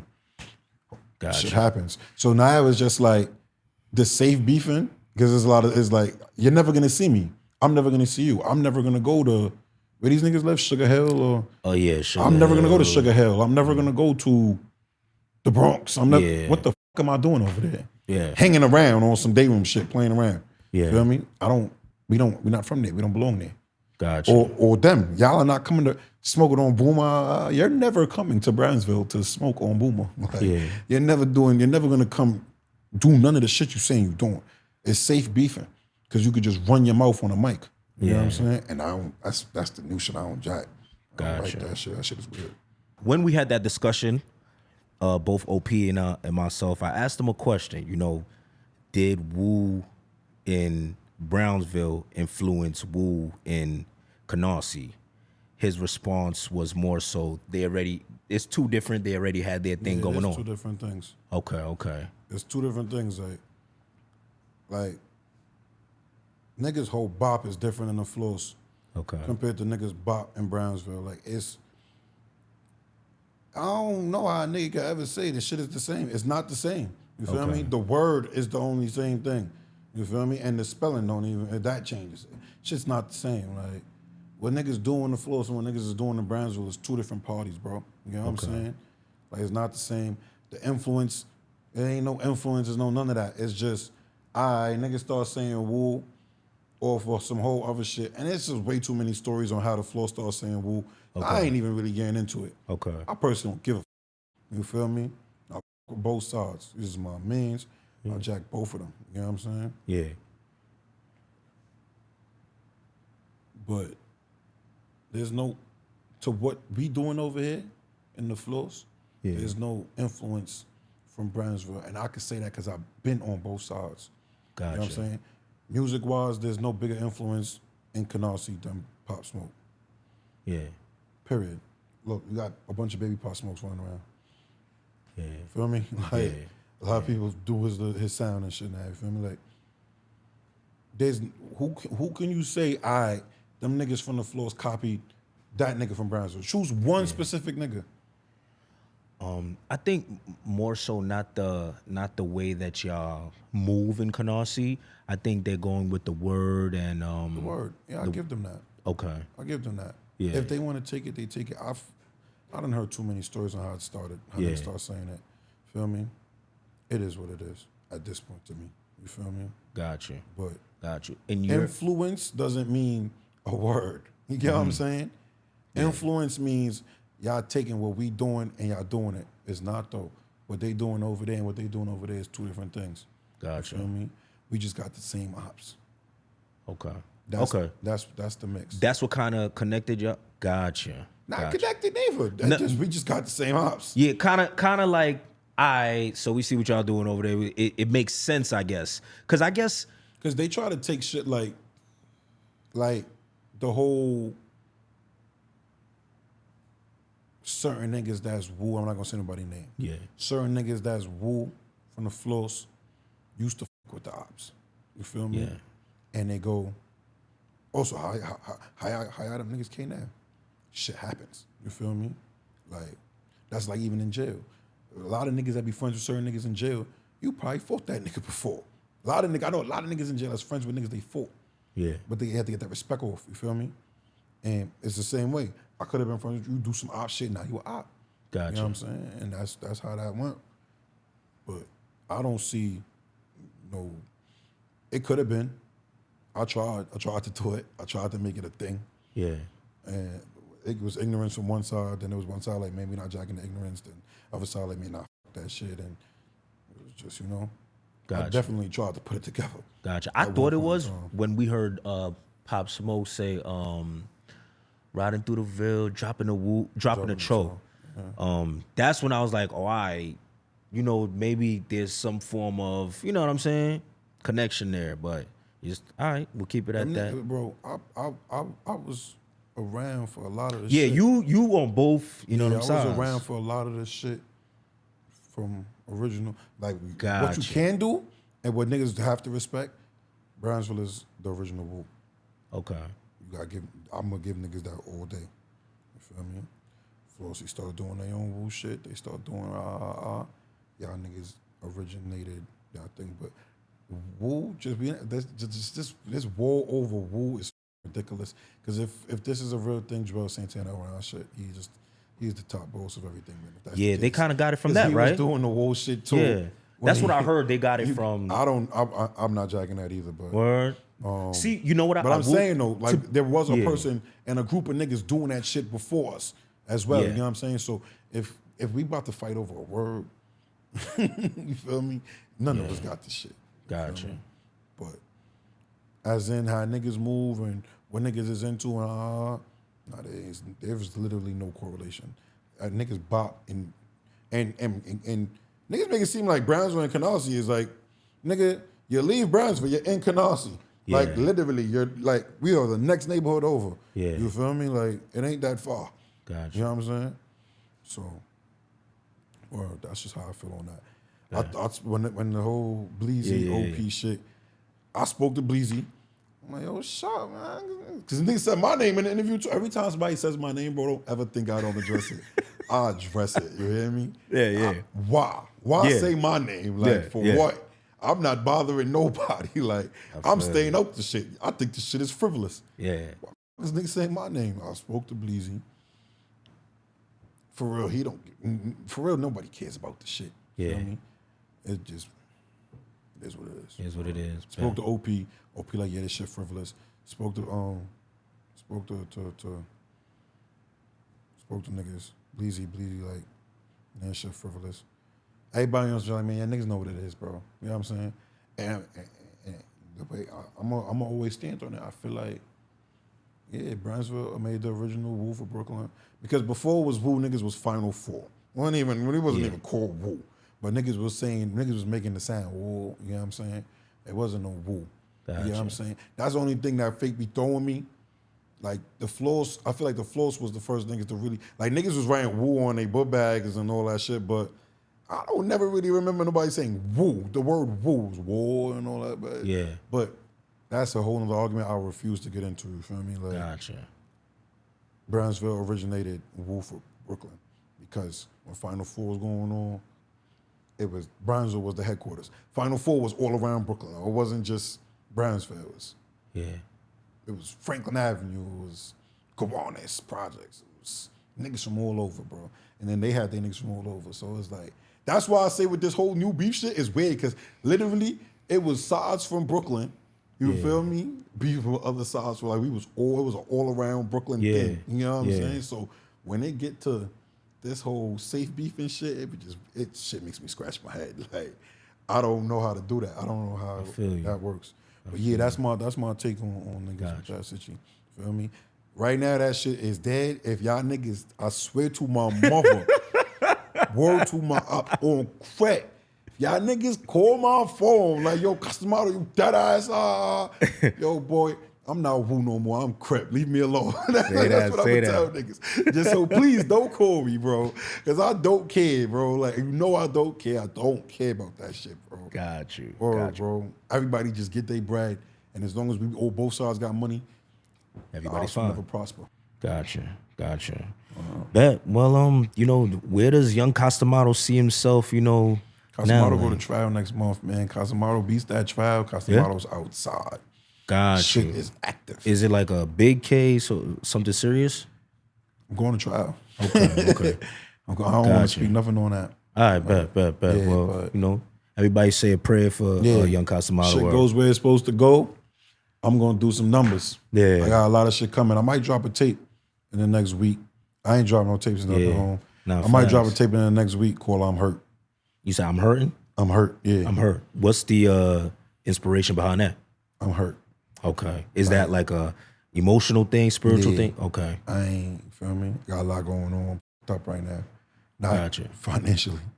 Like, let's clear that up one more time before I leave. I'm gonna put this part in the interview. I gotta put that part. Make sure I'm gonna put it. Costamado is not one of Fivio's broke friends. And I'm not saying Fivio has broke friends either, but let's just clear it up. Costamado is not broke. Yeah. Please, because that hurt my heart. Word. I felt the way. I was hurt.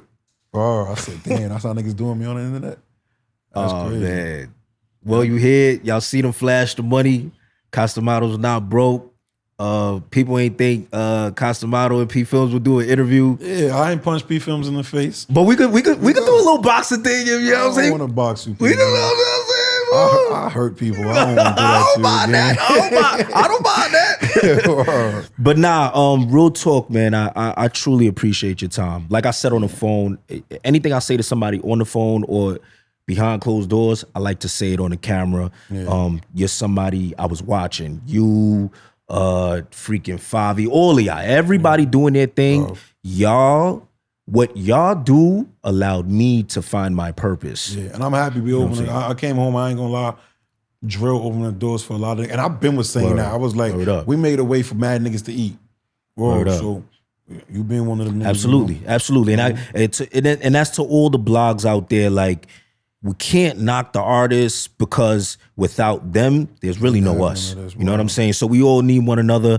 But man, how long we been here for? 2 hours, 10 minutes. 2 hours, 10 minutes. I told him it was gonna be 2 hours, but truly appreciate you again. Until next time, man. Prayers for your next case. All right, okay. Gotcha.